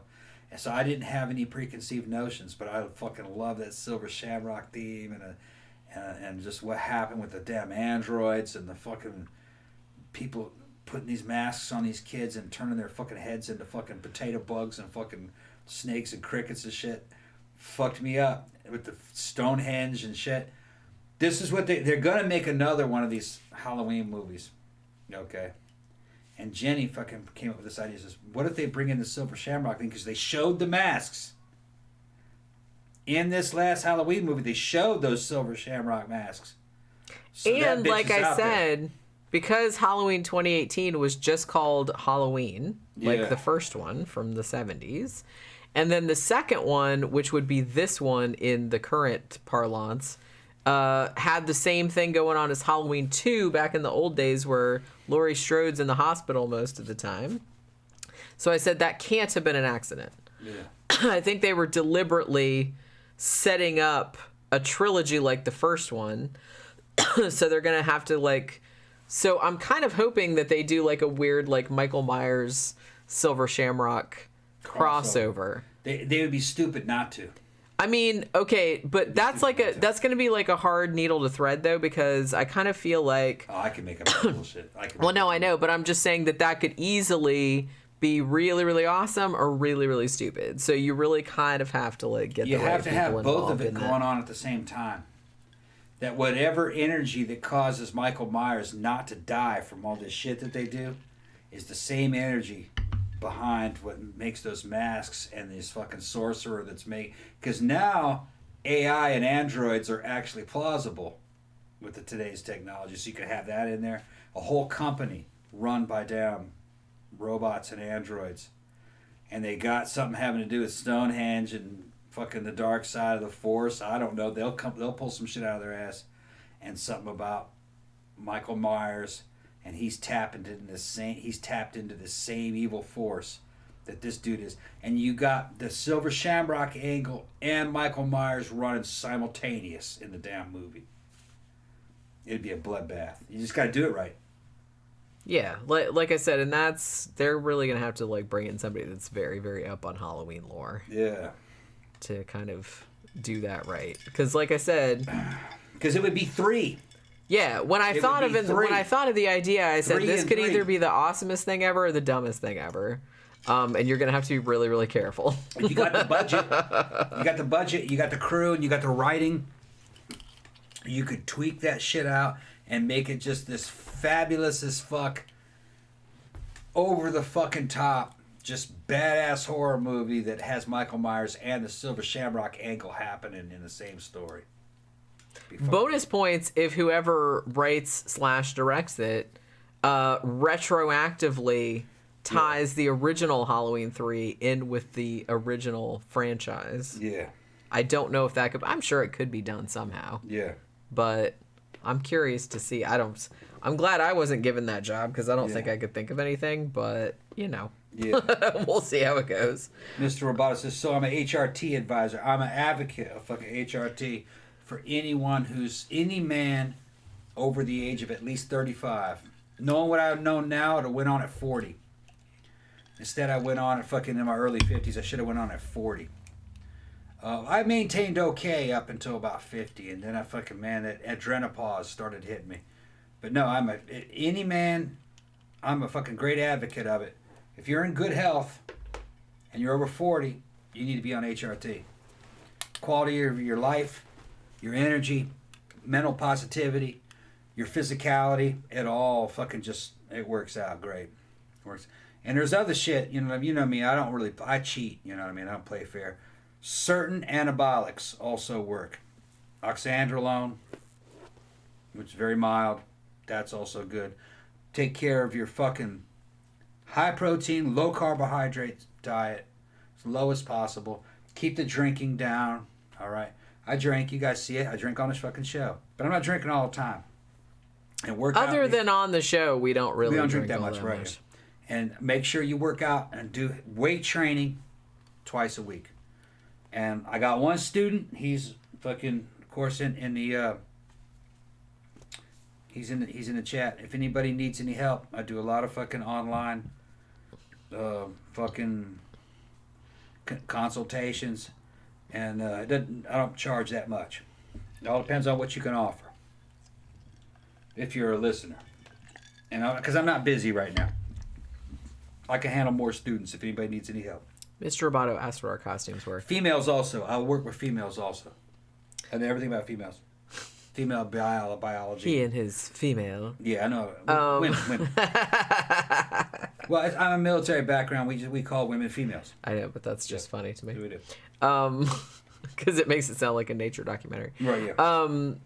Tom was Uncle Fester. Yeah, but I took half the shit. You missed like the jacket that he had on. It got too hot in here, and he had the light bulb in his mouth. But he's just like, he can't put that in there because then he wouldn't be able to talk. Yeah, Tina said the Egyptian dress seems gothic to me, and Nikki's kind of crazy now though. She was always crazy, but hey, just watch how shit plays out. Bitch, we all crazy. She has her own style, and then she said, yeah, Bastet would be amazing. Yeah, see, I haven't seen. Okay, it's not a real common costume. I guess because it would kind of be a bitch to do. I get it, but no, I don't think it would be. You have to understand something. In Batman lore, Catwoman is basically Bastet. Yeah. Okay. And you'd have Eartha Kitt. I think somebody mentioned that earlier. Actually. Oh, did that? He said Eartha Kitt would be kind of like a good example of what an African American female could do with a Bastet motif. Okay. She would be Catwoman, basically. But that's good. That's the same as Black Panther. It's just the Black Panther would be the male manifestation of that. But you could play any games you wanted with that. With Bastet or Catwoman, it would be a mixture of Egyptian and fetish. You'd want fucking badass heels, badass shoes, boots, a lot of PVC or leather, and you want exposed skin, and I don't know. I've never seen you, Tila, other than these little pictures you posted and your little icon, to do Bastet or Catwoman right. Your physicality's got to be on point. I mean, you don't have to be a 10 out of 10, but you have to fucking be good, or at least play to your strengths. You know what I mean? Depending on what your build is like.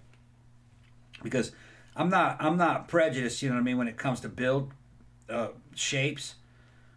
There's a lot of different kind of shapes that a man appreciates. Thin, athletic, voluptuous. There's a bunch of, as long as it's on point. And if you're dealing with Bastet, you'd have to really play to your strengths. Thank you, Sergeant Rocco. What do you say? Jenny, you look stunning. Tom, thank you.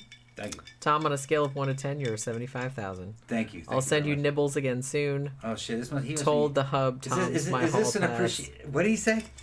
What do you say? Told the hub, Tom's my hall pass. Oh shit! Is this a man saying this? Or is this? I think I got a feeling that only men talk that way. That must be a man. You never know. You never know. His name is Mr. Roboto, though, isn't it? No, Sergeant Rocco. Sergeant Rocco. Yeah, it's a man. Probably. Does it have to be? It doesn't have to be. I appreciate it. See, my handles online are gender neutral, so you know. What I was gonna say, I'm surprised I don't see more people dressed up like various Egyptian gods, because man, there's a whole panoply in there that are, man, you could be. There's like a lot of cool ones, right? Yeah. You could have like the falcon head. You could be like the big scarab deal. Yeah. You could do all kind of stuff. There's a crocodile-headed one. The most modern play on the Egyptian motif that would be goth-friendly would be that movie that Russell was in, Stargate. Remember the movie? Where they had that was some pretty Everybody good, remembers that movie. Yeah, and that was kind of like a high-tech, almost kind of like a gothic version of something that the Egyptians might have. You know, Egyptians from another planet. So, yeah, you could go that way. The thing you got to remember with the Egyptian stuff, you got to look at all those paintings. They all wore wigs, and they had big hair and bangs. The women did. Well, I'm all about big that. Big hair and bangs. Love the bangs. And they were probably braided. It's probably braided stuff. They were all shaved bald, male and female, in ancient Egypt. They didn't have hair. They didn't have reliable running water, and they were afraid of lice infestations. So everyone was shaved, which makes a lot of sense. I lived in Egypt for 6 months. Yeah, I mean that hair would not be good if you didn't have running water. Yeah, I'd probably shave my head too. And they were in a densely packed city with primitive technology, so everyone was shaved. So they just wore wigs. According to the drawings, it's hard to tell what the wigs were. Some of the stuff that's been come off of mummies and stuff, it's seemed to be finely braided wigs made out of horse hair, usually, if you're rich. Horse tail. So they were like little plaits, little small ones. And it was usually around jaw to shoulder length and bangs. Sometimes it was just down the middle. But it depended on the era, because they were around. People don't realize that the ancient Egyptians were around for thousands of years. They were around for a long, long time. And the whole pyramid period was what was called New Kingdom. So that was actually towards the end.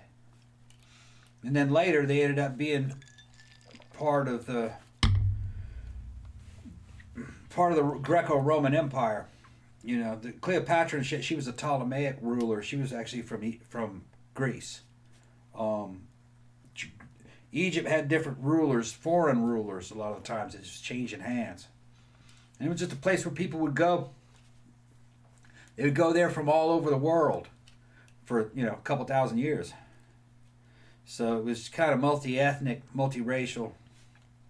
And it's kind of a melting pot kind of the way America was. But it was just around for a long, long time. It ended up being poor, though, because Egypt became a desert. It really wasn't always a desert. And in its early, it was. You could grow food there a lot easier, fucking in the Old Kingdom when it first formed. But I lived there. It's fucking cool. Probably really much cooler back in the day, to see what it was like then. Might have been a pain in the ass though. Because they were very religious. Very religious. Yeah, that's always a pain. And according to, there are trial transcripts of people who were being sentenced to death for fucking grave robbery. And some of those people were saying shit that, makes sense to us, but it didn't make sense to them. They're like, you guys are spending all this money and all this wealth burying these people to these gods that don't exist while we're out here starving. Yeah, it might be a little frustrating. And you're like, we're just stealing things from people that are dead and that they can't access, and I'm trying to feed my family. And they take that dude out and execute him. That's what the court proceedings were saying. Nobody believes in this, and you're making us do it. So that's the kind of shit they were saying. So it was totalitarian, and it was a religious theocracy that was totalitarian. It's funny. The Middle East and religion goes way back. Tila says the women wore cones of solid perfume on top of their heads. Yeah, they set the shit on fire, it would melt and go down in their hair. Yeah. Go down in the sun to scent them throughout the day. That's actually a good idea if you think about it. They did a lot of weird shit, though, that wasn't really a good idea. Like putting camel dung up in your coochie to fucking help you with fucking fight fucking pregnancy and weird shit like that. It did. Yeah, I heard about that. They did all kinds of weird shit. It probably worked, though. Maybe. Because nobody wanted to stick their dick in you because you're like, full of camel dung. Win! Yeah. So you're not going to get pregnant. Yeah. That's probably like the thing. But yeah, I'm amazed that, especially after... I don't know. I just kind of feel like I don't see... You see a lot of Cleopatras still, like at Halloween, but you don't really see a lot of the other Egyptian gods. That's kind of a shame. Might have to rectify that one of these days. I don't know. I kind of feel like there's not... Honestly, one of my aspirational Halloween costumes, just going away from ancient Egypt for a second, a couple years ago, I was like, you know what? I think that this year I want to be Kali. So I kind of researched and I was kind of like, okay, well, I have to paint myself blue and I have to figure out how I'm going to like put some extra arms on and without it looking cheesy. And then I have to like make a skirt out of heads. And so I don't know, it sounded really fun, but I was like, yeah, I can't afford like to do this to any great degree.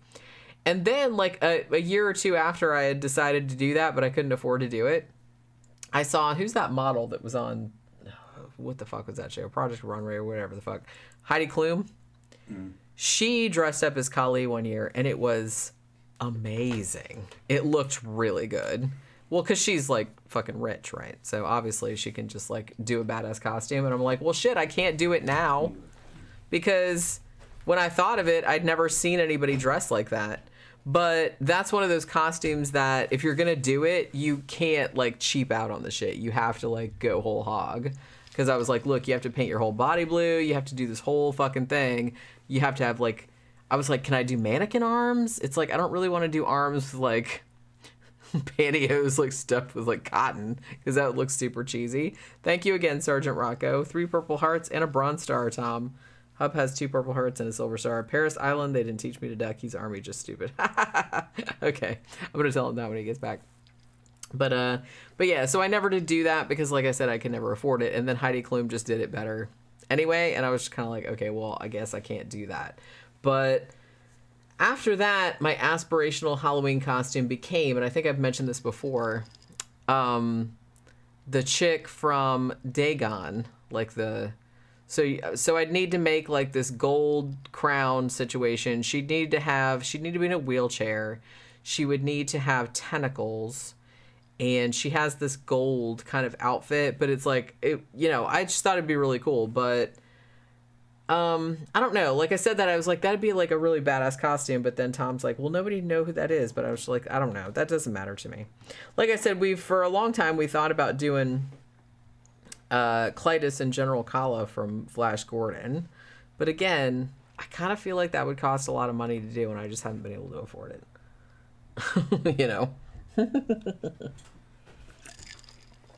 Sergeant Rocco sent another super chat and said 3 purple hearts and a bronze star, Tom. Okay, cool. Hub has 2 purple hearts and a silver star. Paris Island, they didn't teach me to duck.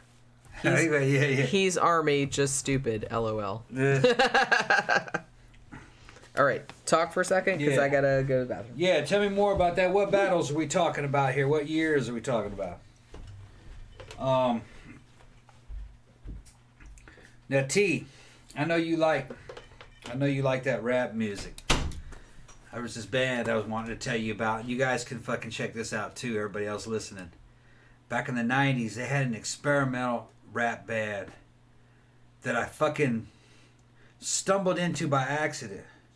I walked into a record store when I was coming out of basic training, and I fucking went into this record store. Maybe it wasn't basic training. I don't remember the exact year. I just went into this record store, and they were playing in this record store this fucking badass fucking music, and it was one song after another, and I was sitting there listening to it.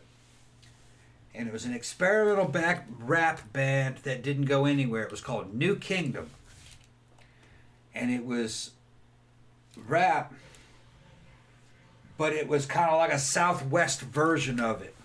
It was a mixture of blues, rap, psychedelic, and I don't know.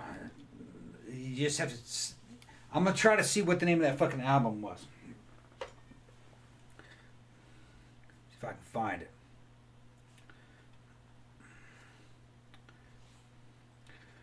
The main track was called Paradise Don't Come Cheap, but I don't think that's the name of the album. It's called... I'm thinking of this because we were talking about Egypt. What are you talking about? Yeah, okay. That is the name of it, of the album. It's called Paradise Don't Come Cheap. Ooh, now I can see everybody. That's what the album looks like. Try that shit out. That was like one of the best albums I've ever heard. And it never went anywhere. I think they only did a couple of albums. Maybe one or two. And they just disappeared. It's like something out of the desert. And he talks about Jimi Hendrix. When he was a kid, he was sitting there looking at a poster with fucking Jimi Hendrix on a horse with a holster and all kind of just, and then he was tripping out and fucking, and he's talking about going into outer space because of the fucking drugs that he was on. It's psychedelic, rap, and blues, and with a Southwest fucking style to it. It's really, really good. It was ahead of his time. It was in the 90s. See what year that was? I think it might have been 91.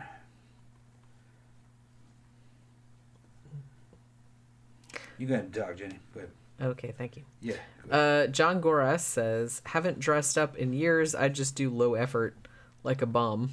I know it's like a good last, but I don't know. I'm just, man, it's like I'm just so into like Halloween and I'm so into like spooky shit that I can't just, if I'm going to do it, I have to like do a good, like do a really big deal kind of thing.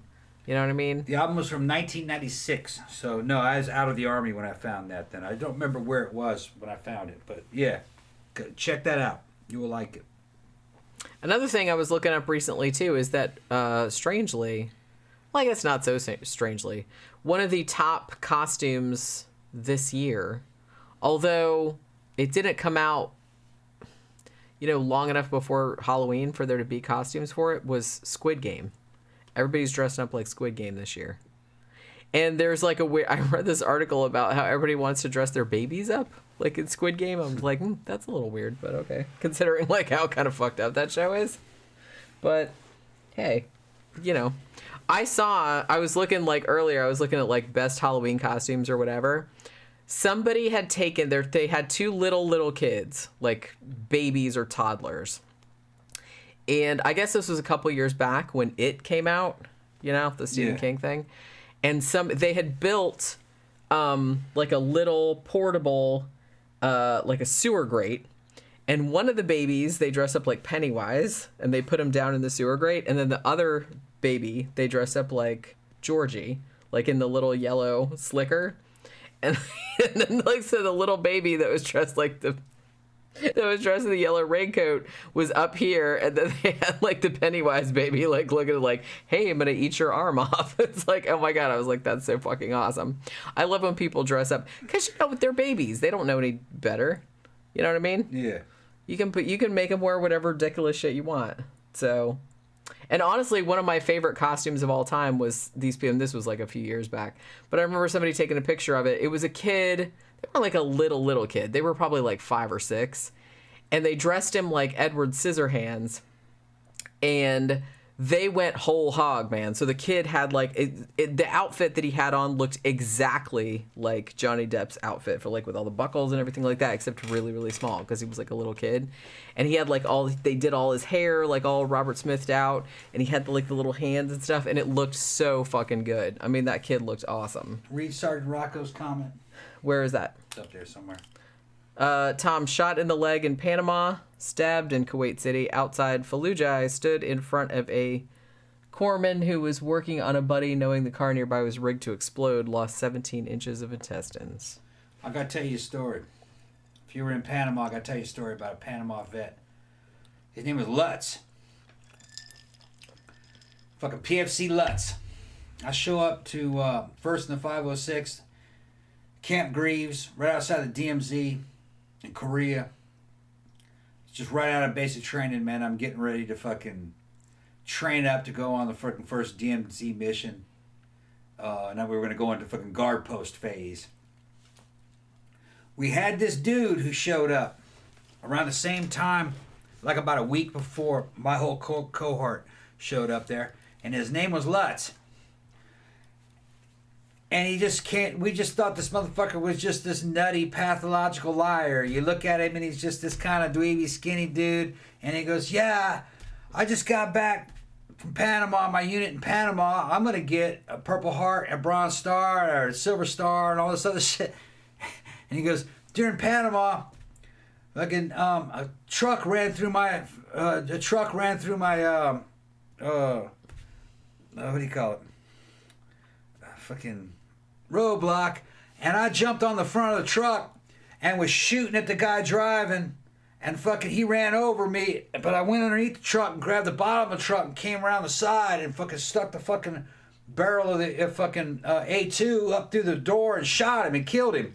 And when the truck crashed, I then heard machine gun fire coming from over the top of this hill.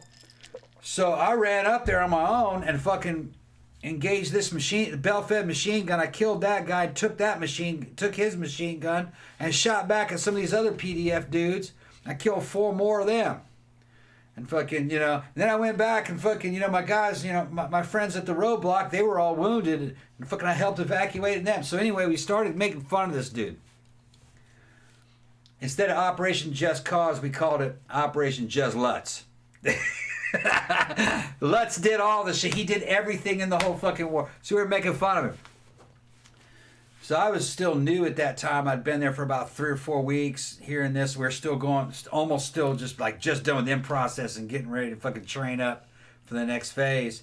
We had a company formation, and First Sergeant comes out and fucking calls PFC Lutz front and center. And we're all going, ooh, he's in big trouble for all that shit that he's been fucking talking. All right. First Sergeant goes, and he gets these papers, pulls them out, and he goes, PFC Lutz, I do hereby fucking promote you to special spec 4. And we're like, what? I award you with fucking the Bronze Star for valor in fucking Panama, for fucking stopping a truck and engaging a machine gun post and killing 3 enemy soldiers, this and that, blah, blah. And then we're like, well, whoa, what the fuck? It was all true? It's all true. And he goes, and I'm fucking ordering you to go to PLDC, send you out here. And so we're going to fucking make him an NCO. And they shipped him out. He was, for like 3 days, you're like, dude, we were high-fiving him. We thought you were bullshit. He goes, oh, no. We thought he was bullshitting us. Did you feel bad? I was still so new that I was just fucking like, wow, you know what I mean? I didn't know what to think. I thought he was bullshitting. And like 4 days later, he was gone. They just fucking vanished. Because they sent him to school, the PLDC school, and fucking they were going to make him an E5. And I guess they just sent him somewhere else. But Operation Just Lutz. Yeah, it was true. That's pretty funny. It was true. And he said, wait, and we were like, so why haven't they awarded you all this? Well, see, I had to get out of there and they fucked up the paperwork. My first sergeant got fucking transferred and this, it's going to catch up. It was a fuck up. He should have been awarded that shit like a couple months before. See, that just goes to show. Because this is in 91. Not everybody that has a crazy story like that. Yeah. Most people are. Operation Just Lutz. I don't know, and I know your man was in fucking Panama. Maybe he heard about that engagement. Now, I had another friend who ended up being my fucking, his name was fucking Sergeant Smith. And Sergeant Smith ended up he was in that same mission. He ended up being in the Encyclopedia Britannica as the photograph of the dude standing there when it said Operation Just Cause, the fucking invasion of Panama. For some reason, they just had his photograph. That's what the media picked up on. And he had some badass pictures of where they fucking attacked this PDF compound and they fucking shot a guard post out in front of a PDF compound with an AT-4 rocket. It went through the fucking They shot at the door just as a dude walked out, just as the guard fucking walked into the doorway. And that AT-4 hit him right in the gut. And then they initiated the whole attack.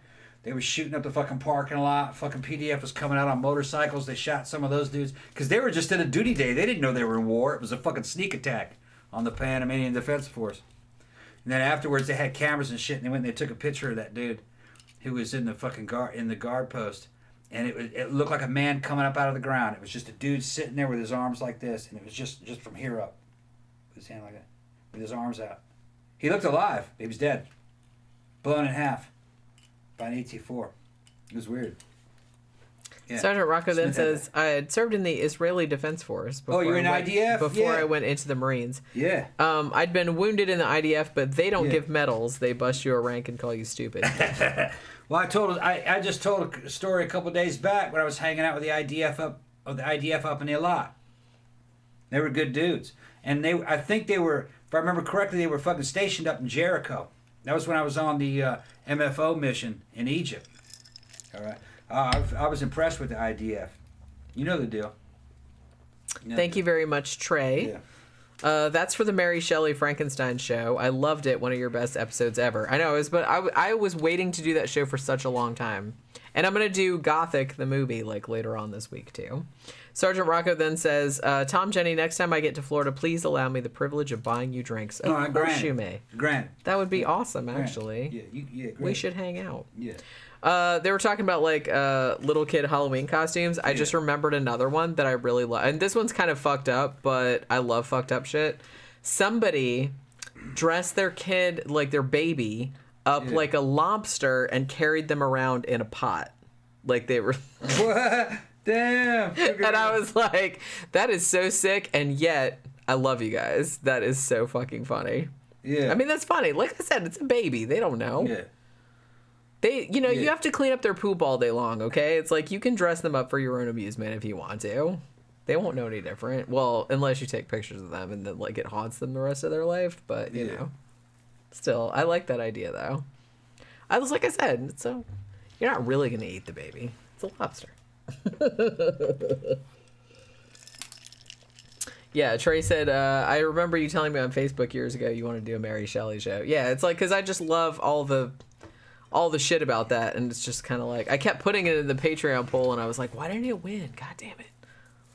I want to do it. I even did that whole fucking board game and everything. You know what I mean? Sergeant Rocco then says, in the Soviet Union, we didn't do Halloween, so when I got here, it was amazing to dress up and have so much fun. I love Halloween. Honestly, I feel bad for countries that don't celebrate Halloween as much. I know it's kind of more of a global phenomenon nowadays. Yeah, it's spreading. Yeah, and honestly, everybody should. I'm a Halloween evangelist. Yeah, that's what I'm saying. Well, Halloween's for everybody. Well, look at what you did. I mean, fucking Mexican Halloween is spreading. You know what I mean? That Mexican Halloween look is spreading too. Yeah, it's global now. Mm-hmm. Like I said, in a lot of ways, I mean, Christmas is awesome too, but Halloween is kind of like, it's the best holiday, clearly. Yeah. I mean... American Christmas, though, is the best still. You think? And it's guised as something European and like Laplandish. I like Christmas too. I'm not shitting on Christmas. Yeah, Christmas is good too. Americans got the Christmas right. But we got Halloween right too, but I'd have to give it to the Mexicans. The Mexicans got Halloween, the visuals right from Dia de los Muertos. That looked good too, especially for outfits. Yeah, that looks really good. I'm trying to think of who else has a good Halloween, and it's not really coming to mind. America and Mexico, the leaders when it comes to that. Yeah, we kind of kick ass in the Halloween department, like I said. We take that shit serious. Yeah. But like I said, I like Christmas too. Honestly, once it gets to be autumn, I'm just so happy that the summer's over. And then you get like piled up with all these holidays like around the same time period. And like I said, we have Halloween, which is the best holiday. And then you have Thanksgiving, which is also an awesome holiday because it's just a holiday about food. And you're just like supposed to just stuff yourself and sleep, which I'm totally on board with that. And like I said, Christmas, You can do dark Christmas too, because I'm really into like the whole Christmas ghost story and Krampus kind of situation. I'm into all that kind of shit too. So there's that whole thing too. Do y'all decorate and put up a tree for Christmas? Yeah. Yes. She might be asking Tammy. Okay. But yeah, we do. We usually we put a tree up. We got a big tall tree last year because we had like a tall ceiling. Yeah. Which I guess it'll work in this place too. Oh, where are we gonna put it? You can't. I mean, the thing about this house is that none of the windows are really visible from the street. Yeah. Because the one window that's like in the front room is kind of covered by bushes. I'll put it right in the front room though. When you walk in, you see it. Probably what you do. Jenny, I'm a cultural Christian. All right, I was raised as a Christian early on in a Christian military academy. I took the shit serious for a long time, but the more you find out about Christianity and religions and mythology in general, you see that it's a Roman religion, all right, and it's a lot of mythology in it. But I really like the Christian motif, and even though Christmas is not very Christian, it's Christian adjacent. You know, it's more pre-Christian. But I like all that shit. Do I believe it? No. Do I believe some of the messages? Yeah. You know, all religions have, at least, all of them at least mostly have good messages, you know. Even if you look at Anton LaVey's fucking interpretation of Satanism, still had good messages in it. It's just a thing. They're styles. And they're just philosophies and messages. If they make you feel good and get you through rough times, that's what you do. You know? Yeah, like I said, there's no reason why you can't. Like I said, my fucking atheist ass, I love Christmas. I've always loved Christmas since I was a kid. It's like, I don't need all that Jesus-y shit. It doesn't, you know, that doesn't mean anything to me because I didn't grow up like that. So it's like, man, I just like the trees and the lights, and it's like, oh, goodwill toward men. Well, that's nice. Everybody could use that. I don't even mind the Jesus-y stuff. Just don't take it that seriously. You don't pose it on other people. You don't kill other people over these things. You know what I mean? This is just culture. Now, if somebody sent me like a Jesus-y Christmas card, I'm not gonna like do anything bad, but I'd probably like roll my eyes when I opened it. Yeah. Sure. It depends on what it is. Like I said, if I'm gonna do Christmas, I like doing kind of like I like doing like dark kind of Christmas. What I don't like is any kind of religious zealotry. See, that's the problem. Is when you have religious people who are zealots, who are trying to impose their version of reality on you. You know what I mean? But if somebody sends you a fucking badass Catholic Jesus doing like this with rays and shit, no, I love that. Yeah, I mean, like I said, as long as you're not being a dick about it, I'm not really. Yeah, right. Because I like a lot of that iconography. Yeah, it looks great. It's just that the Catholics got Jesus down. All right. But South American, Central American Catholics, they know how to draw that shit. Okay? That's it. And that's what it means. But it doesn't have to have any rational message behind it. It's emotion. You know the story, and there it is, and just, yeah. Now, you don't take that thing and go around and try to worry about converting people or fucking making people don't play video games because he wouldn't like it. You know, man, that's not what that fucking message is about. You know, that's not what those messages are about.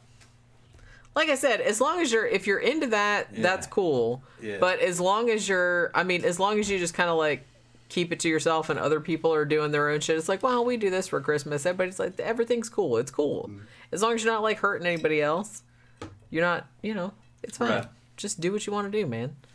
I'm not going to get all up in anyone's business about how they celebrate various holidays. It's like I said, it's not my house. It's not me. What do I care? I was never really... some people, I think, they act like they're emotionally damaged by that shit just because you got some assholes that try to force... I never really had that experience. Fucking, I see pictures of fucking Mary and shit, and fucking Jesus, and manger scenes and shit. To me, it's just as cool as seeing Anubis or fucking, you know what I mean? Or Anubis or fucking Bastet or Egyptian stuff or ancient Roman stuff, Dionysus, Jupiter...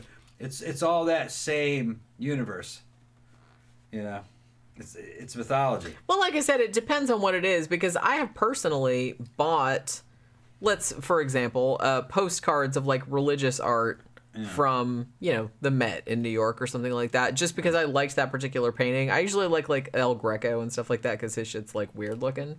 But so I'm not averse to religious imagery in general. Like I said, it's just that sometimes I kind of feel like you guys all have that one family member that sends you the Christmas cards, with the Jesus-y shit on it, and then like there'll be some kind of passive aggressive kind of message in there. That's what I'm trying. And like I said, I'm not offended. I'm just kind of like, okay, whatever. Like, well, you haven't been going to church lately. Whatever. I'm so happy that I don't have any of those in my family. I don't really either, honestly. No. I mean, if I'm gonna send Christmas cards, which I haven't for a while. I used to, but I like the ones that are just kind of like just seasonal. I especially like ones with like little snowmans on them. I like little snowmans. Yeah. I like little cute snowmans. So for a long time I had ones with like a little miniature snowman, and it's like that card was so fucking cute that like every time I looked at it I was just kind of like ee. And I had like a shit ton of them, so I used them like a couple of years in a row. But I wish I could find those again. I really like those. Alex Rivera says you got to watch Kirk Cameron's movie Saving Christmas. Oh shit. Okay, so I've seen parts of it. I watched the God Awful Movies breakdown of it, like the podcast. If you guys don't know God Awful Movies, if you're religious, it'll probably be really offensive, so like don't watch it. But they're a bunch of atheists and they watch Christian movies, and they do like these really long, really, really offensive like breakdowns of them, and they're super, super funny. But they did one of Saving Christmas, and it sounded hilarious. So I might actually, I don't know, do I want to watch it? I don't know if I want to watch it or if I just want to watch somebody making fun of it. I don't know. It's a conundrum.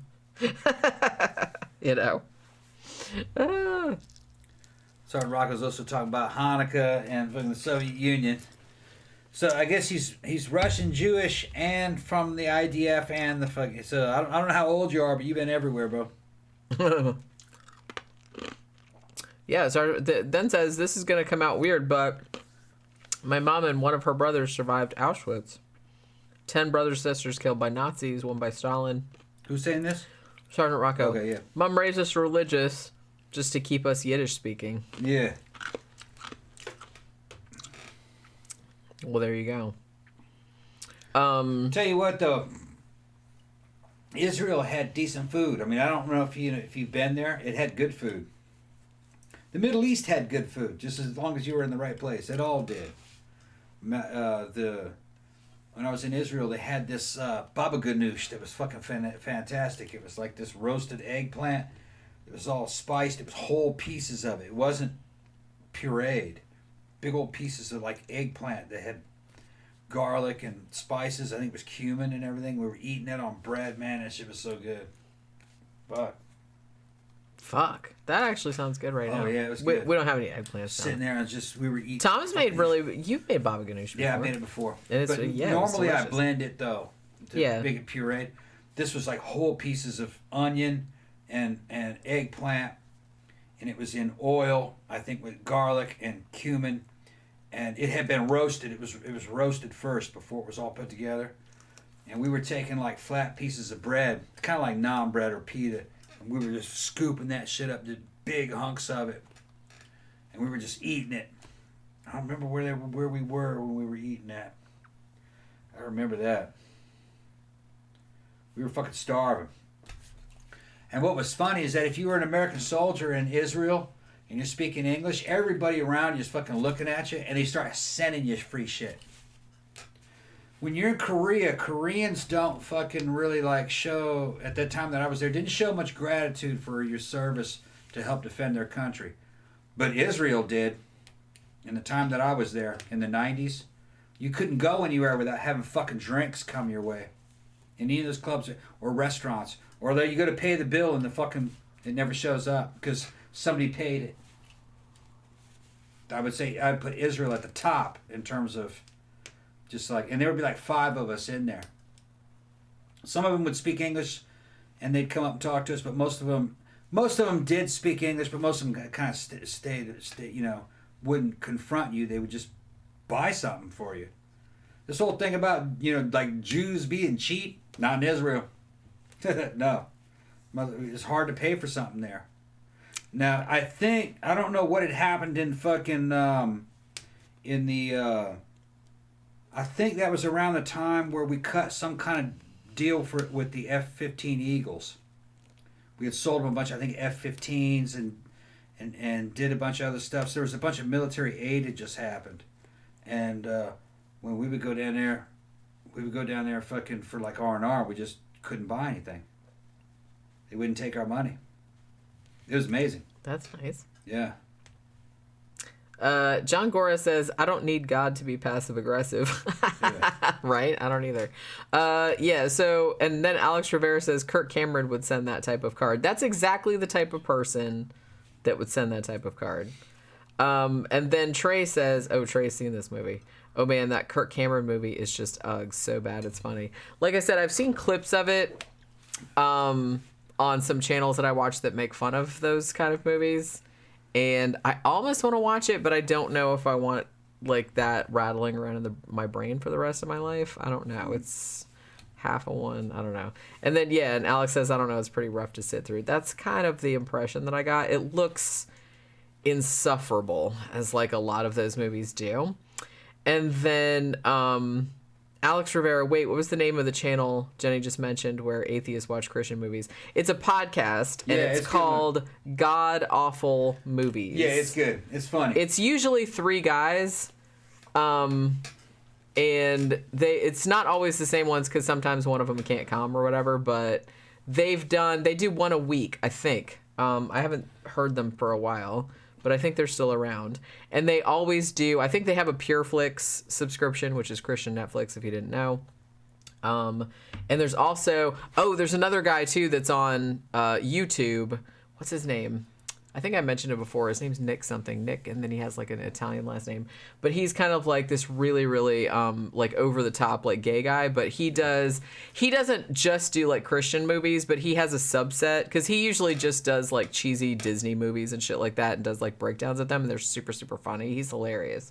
And but he does some Christian movies, too, and it's, like, really, really funny. But, yeah, God Awful Movies is, like, really, really funny. But, like I said, if you're in any way religious, you might find it very, very offensive. But it's funny, though. It's very funny. Oh, my God. What makes it funny? They're so fucking funny. What makes it funny, okay, even if you were religious, it would be funny. It's because the Christian film movie-making industry is fucking bad, all right? Most of that shit is so fucking cheesy. And they're talking about the other Kirk Cameron movie. They said with the one where he was a firefighter with the porn addiction. Yeah, that's Fireproof. But yeah, okay. So I've seen they did an episode on that as well. So I even knew that one. There are good Christian movies. There are good Jewish movies, like fucking Darren Aronofsky's fucking Noah, which is Christian and Jewish, right from the fucking Apocrypha and Jubilees and shit. You can do that. You can do religion right. You can. You just got to have fucking good writing, good, you know what I mean, good direction, money.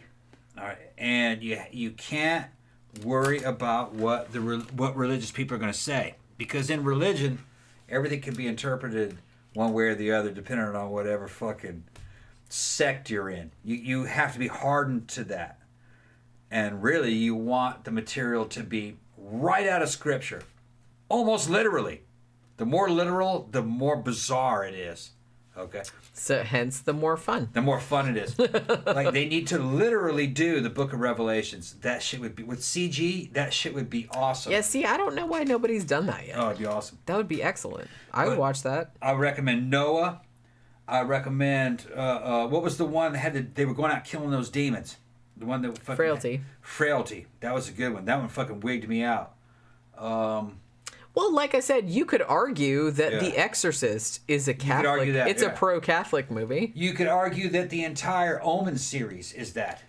But it's also a good movie. Yeah, because it's not necessarily trying to, like, push an agenda. I think the problem with a lot of, this kind of, like, Christian entertainment... Right. ...is that... One, they're really hamstrung by a lot of stuff that they can't put in the movie. You know, and let's go back to the Kirk Cameron movie Fireproof, where he was playing a firefighter who had a porn addiction. And it's like I don't even think they can say the word porn in the movie, or they can't show any porn, or they can't, so everything's like implication. So it's like you're already kind of like working within all these limitations of shit you can't do, because it's like, well, we can't put that in the movie because people will get offended. So, and two, they also have an agenda that they're pushing, and they're not real subtle about the messaging. So everything is kind of in service to that message. So it's hard to have like a good story or like entertaining characters or anything like that when everything is geared toward one message that you're trying to send. So it's almost up everything. Yeah, you really just can't have a naturalistic or an organic type of story unfolding, because it's like, well, we have to have everything turn out this way, and we can't do this and that and the other thing. It just seems like you're handicapping yourself is what you're doing. Yeah. Thank you, James Knapp. What do you say? Have you heard of the Ammons haunting, possession of a house family in Gary, Indiana? Yes, I think I wrote about that in my book, actually. In 2012, would love to hear you do a deep dive on it. You know what? I don't think we've done a show about that. I can write it down? Yeah, I should, because where'd my pen go? That's right here. Uncle Fester's light bulb. You're right here. But yeah, so I need to, like I said, I wrote about that in my book, I'm pretty sure, because I know that name. But I don't think we've ever done a show on it, so we'll have to get around to that one of these days. I'll put that in the poll and see what happens. Yeah. How are you guys tagging people in comments, by the way? We don't tag people in comments. Oh, well, he's asking other people. Okay. I think he was asking other people. All right. But yeah, so I just kind of feel like, I don't know, man. I kind of feel like PureFlix, I don't know if he owns part of it or something like that, but there's this dude named David R. White, and he's in a shit ton of movies that are on that shit. I don't have PureFlix, but I subscribe to some channels that make fun of movies that are on there. And it's like, it's really sad because that dude is in a bunch of them. And another thing that they do too is like a bunch of the movies that they do, you can tell that they're doing like as cheaply as possible. They'll record like a bunch of actors, doing their thing like in front of a green screen, and then they buy backgrounds, like, corporate office background, like, and then they'll just like drop it behind the actors, so it's like they don't even have any sets or anything. So it's like, but obviously you can tell that that's what it is, so everything just comes across as really like cheap and low effort. So I think that's another thing, is that they don't really seem to spend any money on this stuff, and so everything comes across as just looking really crappy, like as far as like special effects go. Everything, all the backgrounds are green screened, even if it's just like an office or something that you could easily rent. Right. Now, getting people agreeing with me about that. Yeah, there are some good religious films that I've known. Another one that was good was Passion of the Christ, because Mel Gibson just went all in on it. We're gonna make. He basically made it a horror movie. We're gonna make a horror torture porn movie that Christians will respond to, and shit happens in it, and they fucking loved it. He totally suckered a bunch of Christians into going to see like a torture porn movie. That's really fun. But that made sense. That makes sense from Christian theology, though. You know what I mean? You got to deep dive into the suffering of Jesus, because he died for you. And this is all this, that's exactly what they would he knew what he was doing. It's exactly what they would like. And that was a good movie. And fucking Christians liked it. And it made a lot of money. So I'm going to say that was a good movie. I actually prefer Noah, Darren Aronofsky's Noah, and Frailty, I think. Because that was like a Christian horror movie. Well, and then they also made Last Temptation of Christ. I liked that one too. I liked that movie a lot, but Christians had a fucking shit fit. Well, that was over little Jesus bullshit. Didn't have sex? Stop it. Well, it wasn't just that. That was the main thing. Yeah, it wasn't just that. It was a bunch of little things. I think a lot of it, some of it had to do with the fact that David Bowie was in it. They didn't like that. That was a good movie. That was a good movie. I thought it was a great movie, actually. Trying to think of another. John Gora says The Exorcism of Emily Rose is kind of religious. Yeah, it is. Yeah. It is. That's also a pretty good flick. Also, the one what was it? The Greatest Story Ever Told. Isn't that the one that had Moses and fucking Pharaoh? I like a lot of those kind of really old, good. Like, religious Cecil epics. type shit. Yeah, I like those. That was good one. I'm trying to think what else is good. It was religious motif. There's a couple more out there. It's hard to think of any. There's a couple more out there. But they're just not really coming to mind. Tammy said, I was going through my uncle's stuff and found a copy of Dianetics. I wish he was still alive so I could ask him about it. He wasn't religious in any way. I kind of feel like a lot of people had that book, though, back in the day. That was a huge selling book. Because I remember, like, back in the 80s, they had that commercial for it, and it was on all the time, that commercial. Yeah. And it didn't say that it had anything to do with Scientology or cult. It didn't even say it was a religion. No. It was just like a self-help book. So right. I think a lot of people might have bought it without knowing. They had this fantastic commercial with an animated volcano blowing up and really good voiceover. And I was a little kid not knowing what the fuck that was. I'm listening and I go, oh, wow, that's impressive. Wow. And it was like an animated volcano, like something out of the old Lord of the Rings animated movie. It's like that. That evidently was a famous animator who ended up doing movies and shit, but...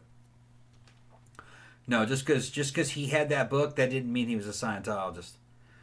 And Scientology in the Dianetics phase is very, very basic.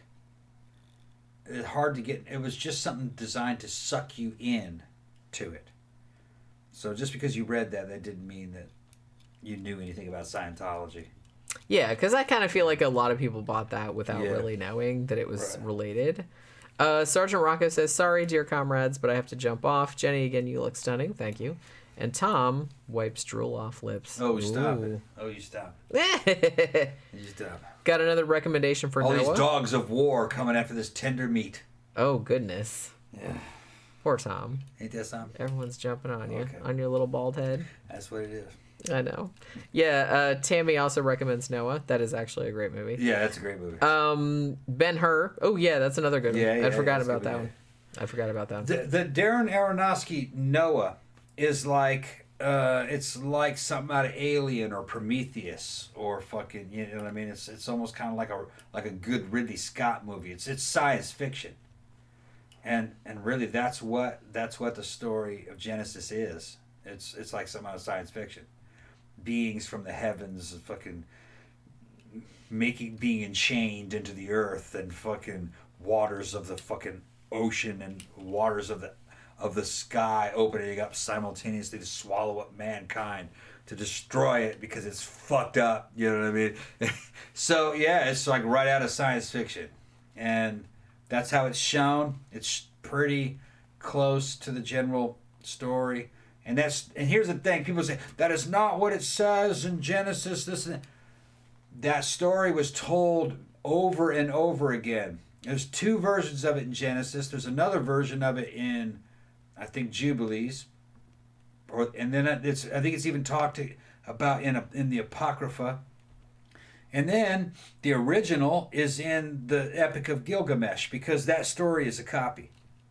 The Epic of Gilgamesh is also the flood story. That's where they got it.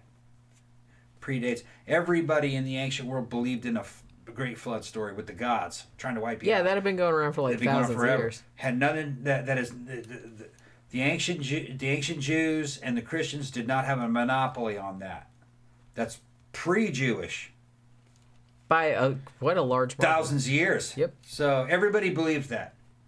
And all other religions adopted it because they could believe that was true. You go up to the top of a mountain, you're going to find seashells. So, of course, it was all underwater. What happened? Well, they were bad. We're the survivors. We're the descendants of the people that survived that shit. So, it makes perfect sense. But here's the thing. Dr. Price, in one of his little videos, I can show it to you guys if you want to contact me personally. It's Genesis Study on YouTube. He actually reads the original story from the Epic of Gilgamesh, and the original is much better written. It flows like I read poetry. Epic of Gilgamesh in my humanities class. Yeah, Epic of Gilgamesh is a lot better. In my first year of college. It is, I agree. Yeah, it's a lot better written. It's a lot more flowery language.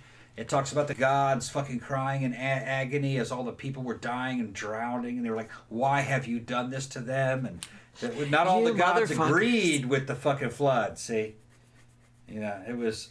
What was his name? It was Arhoman or was it Ahura Mazda? I don't remember who it was. Might be getting people confused. I don't remember which god it was. It was one of the Mesopotamian gods that did it. Those damn Mesopotamians. Hey. Whole Mesopotamia. They were making too much fucking noise. Keep that shit down. Stop trying to challenge the gods. Y'all are just people. You know how the gods do. They all they're sitting up there wherever they are in the hold down that fucking noise. And they just like get sick of all the So it's just, you know what? They get kind of drunk and they're like, bitches, I'm gonna flood the earth. Yeah. Oh man, no, don't do that. Don't do it. No. Nah, shit, man. No, I'm doing it. They're making too much goddamn noise. Yeah. Oh, I'm gonna flood the earth. Yeah. But Camp Guy says that movie The Master is pretty good. If you like, we actually really like that one. That was the one that was kind of loosely based on L. Ron Hubbard. We saw that one not too long ago. Yeah, that was really good. Tila brings up The Seventh Seal. I had forgotten about that. I think we have that. That was Demi Moore, right? Yeah. I think we have that on DVD, actually. Yeah, that was another good religious movie. I remember seeing that a lot. What was that other one with Mimi Rogers? The Rapture? Yeah. I remember that one being okay. Yeah, isn't that the one where... My ex-wife was big into this one Rapture movie that scared the shit out of her, and she was a goth chick. And she said like that made her almost kind of want to believe it again. Yeah, she was young at that time, and it had something. It wasn't like the Left Behind movie, was it? No, it wasn't like that. It was a horror movie that had something to do with the Rapture. So maybe it was that one. So it must have been that one. Yeah. There was one, because that came out. Shit, man, what year did that come out? Nobody believed it. No, it's not true. But then some people were being raptured or something, and it was like, whoa, it's for real. You think it's all fake until it happens. Yeah, that sounds like I'm pretty sure Mimi Rogers was in that. Okay, then yeah. I remember it being pretty good though. Yeah, well, she loved it. So, even though I'm watching it being like, nah. She loved it, and I remember being like, oh, okay, all right, when it happened. So that I would, we'll say that one's a good one too.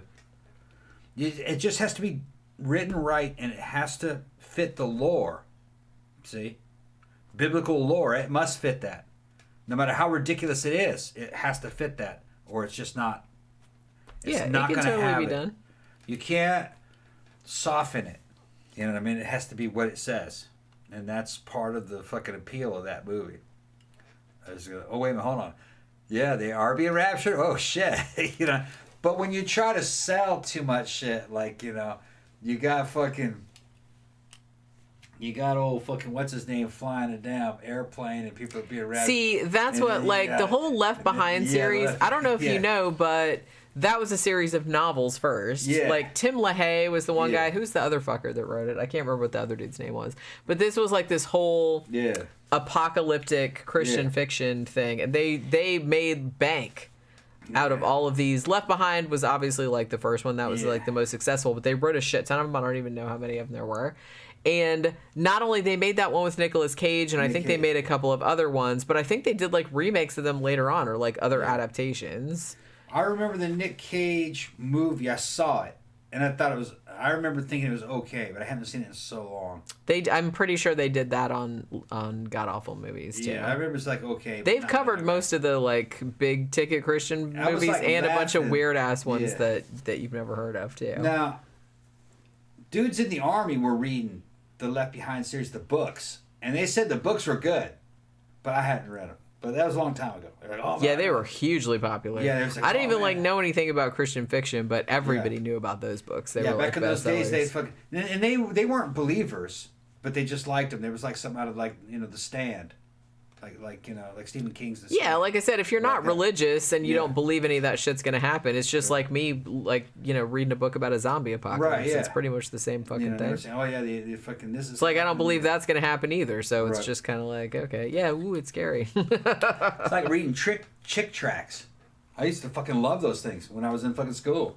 Man, we used to always I get scared reading them. I was never scared. They're like horror comics. I thought they were ridiculous, but I don't know. I guess because I was always into scary shit when I was a kid, so I'm just kind of like, yeah, nice try. But I see what you're doing. But every now and then we'd get some weirdo that like hung out outside our middle school and gave them out, particularly on Halloween. And then you'd always get that one motherfucker that like put them in your trick-or-treat bag. You know what I mean? Mm-hmm. Yeah, their house would get egged, and TP'd and everything else. Come on, old man. Mm-hmm. It's like you're like one rung below that other old man that gives everybody 5 pennies. Fuck. Did you have that person in your neighborhood? No. We had the chick track person, and we had the I'm going to give you 5 pennies person. Scott jumped in. The owner's manual for the human mind. That's exactly right. That's what it was called. That's exactly right. And like I said, so they didn't bill it as, hey, let's lure you into a cult and take all of your money, because obviously that's not the way to go about it. They were basically like, oh, it's self-help. It's self-improvement, which everybody was into back in the day. So I kind of feel like I remember the commercials for Dianetics, because back then I didn't know jack shit about Scientology. So it never occurred to me. I just said, oh, it's one of those self-help books, because there was so many of them. Yeah, that's what it was marketed to be. Yeah. Self-help book, but that's not what it was. It was a fucking Trojan horse. Yeah, that's exactly what it was. But there was a great commercial. That was a masterful commercial. Burned into my mind. Because remember it asked you like all these questions like how do you blah blah blah, like page 50 or whatever it was, because I remember even comedians at the time like parodying it. And then it's showing the dam, it's backing up and showing you the fucking volcano fucking blowing, and you don't really know what it is they're talking about until you know what Scientology is. That's the volcano that Zeno was fucking imprisoned in. Mm-hmm. Yeah, wasn't it? Yeah, or is that the volcano that Zeno imprisoned all the fucking things? Yeah, I thought Zeno wasn't imprisoned anywhere. It was the volcano. Isn't he the alien overlord? Yeah, he imprisoned all the Thetans in the fucking and then dropped the atomic bombs on them. As one does. Yeah. Man. Yeah, so that's where all your problems are coming from, is those damn volcanoes filled with alien souls that are possessing you. You're like, damn. Oh, Elron. What the fuck were you smoking back then? He did believe that shit, though. Some people have said, Elron couldn't have believed this. He was just passing this off on the rubes. I disagree. He believed it. He believed it because in his final 6 years of life, he was fucking sequestered and hiding. Only like 3 or 4 people knew where he was. And he's hiding out from the fucking, what was it? Was it the FBI that was after him, or the IRS? I don't remember who it was that was kind of trying to find him. And he had people, he was ordering people to make special e-meters. And one of the e-meters that he wanted made for himself would deliver a fucking lethal amount of electricity to him that would kill him and release all the thetans from his soul. And that he would continue on fucking without a to do research in higher planes. And yeah, I'm sure that's he was telling him to make that. And he was also saying a bunch of shit and doing a lot of shit and trying to talk to alien souls in his final years. So he did believe what he was saying. I mean, but the possibility still exists that he didn't really believe it at first. He talked himself into believing it. Yeah, then as he got older and his brain started turning to mush, he started actually believing his own bullshit. Because I kind of feel like that happens to some people. You know? Yeah, I'm trying to go back to the catalog of all the interviews that I've listened from the head followers that were with him all the time. And everybody liked him. He wasn't a bad guy. He was nowhere near as bad as David Miscavige. That dude's like a mega douche. Yeah, the cult hadn't turned bad at that time. He was popular.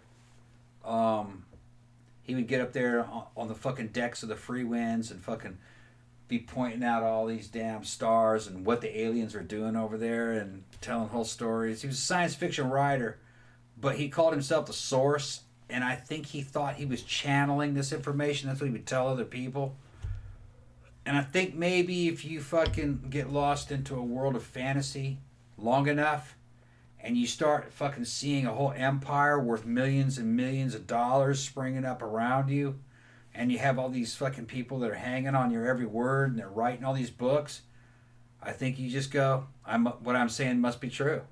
Well, yeah, I think that's exactly what happened. Yeah, they're like... Well, I mean, see, that's what happens with anybody that gets, I mean, just not necessarily even a cult leader, but anybody that gets so famous that everybody just basically tells them exactly what they want to hear and reinforces their, inflated ego, maybe. So you kind of like, the more you're around that, in that situation, the less, objectivity you're going to have about your own self. Well, Scientology is basically about willing things into existence. So he willed all that shit into existence, so therefore he's right. That's what he's thinking. A whole empire, a whole fucking religious empire.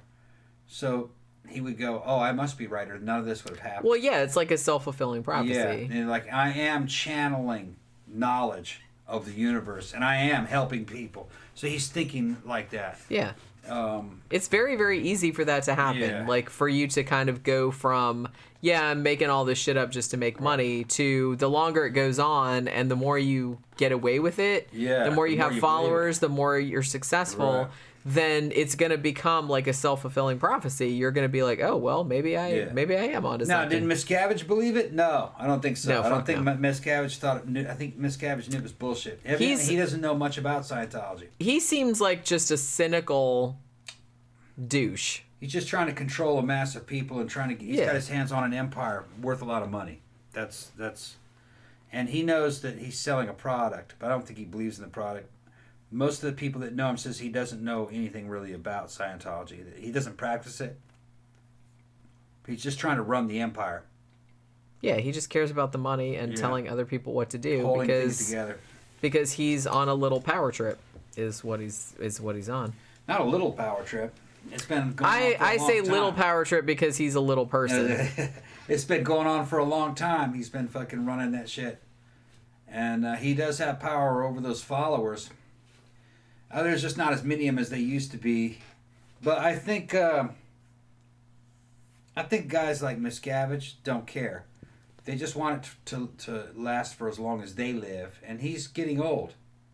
So it doesn't have to last that long. He doesn't care what happens after he's dead. The thing is, like, I'm rich, so what the fuck do I care? That's what it is. So why the fuck do they have to care about anything? Yeah. It's not like their lives are affected in any way. No. By any of the plebes down on the ground. No. So why the fuck should he give a shit? Evidently he just thinks they're all fucking rubes anyway. That's what I'm saying. So it's like, and he doesn't have to care. No. He gets up in his fucking $1 zillion mansion every day and has everything brought to him, and he doesn't have to worry about a single goddamn thing ever. I believe it's basically David Miscavige and Tom Cruise's cult. It's for them. Yeah. That's what I think it is. Yeah, like I said, it's just they just want all the money and just a bunch of fawning people to like kiss their asses all day long. I don't think Cruise gets the money. I don't think he's getting any money. He has money of his own. What he does is that he gets prestige and he gets people to do things for him through the church. They work on his cars and fucking build shit for him, and he's in an organization. So it's more like power. It's like somebody joining the army and you can do things and you have a unit of people you can command and tell them to fucking work on this and work on that, and then you can go back and hang out in the fucking special buildings where fucking high-ranking Scientologists go and go plant me an entire garden of pink tulips. Garden of tulips for me. Yes, sir.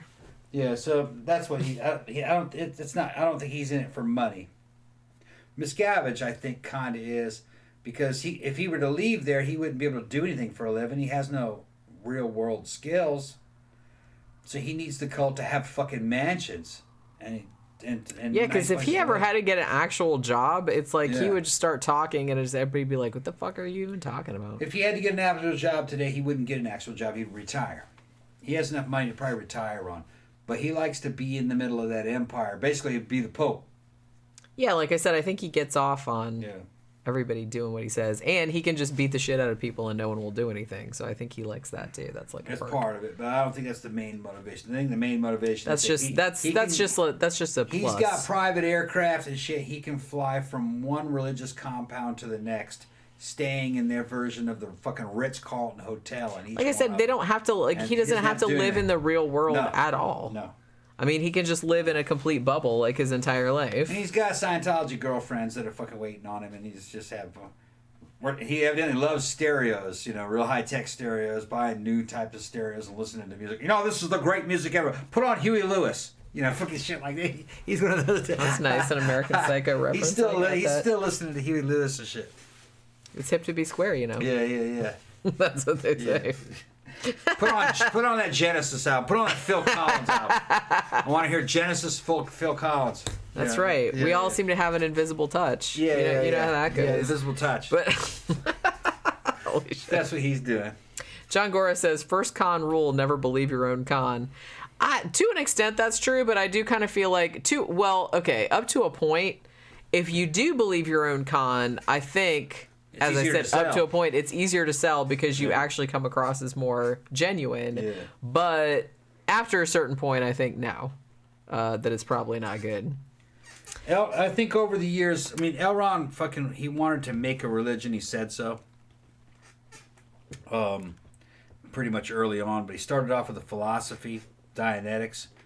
But then that meant he had to pay taxes, so he flipped it back around and tried to make it a religion again. Mm-hmm. And he was around a bunch of sycophants and started making a bunch of money. And over the years, that shit did drive him crazy. He did die crazy. Okay, he didn't die normally. He died talking to alien souls, losing his mind, not eating much, and he was fucking out of his fucking mind in his final years. He did believe his own bullshit.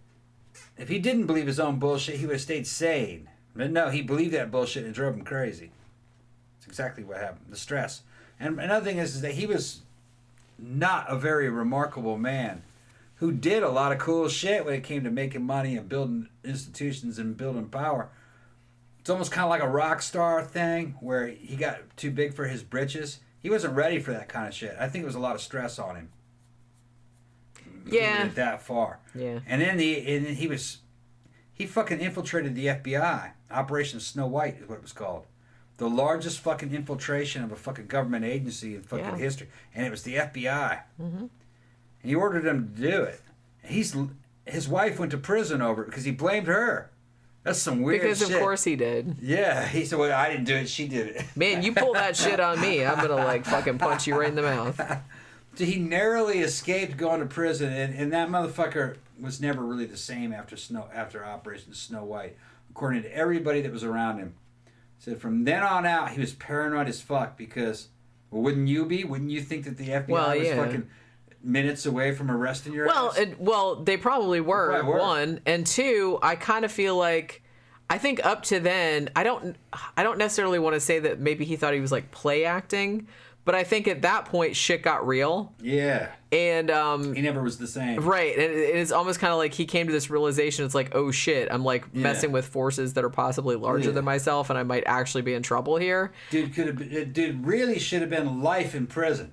Is really what he ideally. For infiltrating the FBI. He was getting people to join the FBI. He had cult members join the FBI as agents and workers there. He had a lot of them. Several dozen of them in the FBI working, reporting back to him what they knew about Scientology. The reason why he did it is because he thought that the FBI was onto him and that the FBI knew everything about Scientology and was out to get him. The FBI didn't give a fuck about Scientology. But the fact that they did that, they're like, oh, well, now we're interested. Yeah. What the fuck are you guys doing over there? We didn't care before. Another thing that he did is that he basically defeated the IRS. And most motherfuckers are scared of the IRS. Death and taxes, right? Not LRH. LRH, fucking when he wanted to be recognized as a tax-free religious institution. He found out what IRS agents and bigwigs were on his case. And he just had his people constantly call them on their home phones. Yeah, he harassed them he basically nagged them into saying, we are a religion. Giving them religious You are a bigot. And they were doing it to judges and everything. And they went, okay, fine, you're a religion. Just shut up and go away. Yeah. Yeah. So. The power of annoying people to death. Yeah. That's another thing. Is I hear people fucking talking today about politics and fucking what's happening on the news, and they try to throw morality into it, and I fucking laugh. I says, you evidently don't know anything about Scientology, because governments don't have anything to do with morality, And you can bring any government to its knees if you just harass the individual people that work in those offices. They go, okay. That's what the Mexican drug cartels do. All right? The Mexican drug cartels control Mexico, not the Mexican government.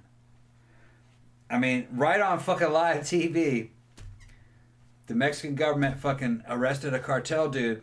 So all the other members of that cartel took out their cell phones and went outside and just started shooting random people on their fucking cell phones and posting it to like Facebook and social media saying, release him or we'll just kill more innocent people. Men, women, and children. And the Mexican president says, okay, release him. And they released that dude.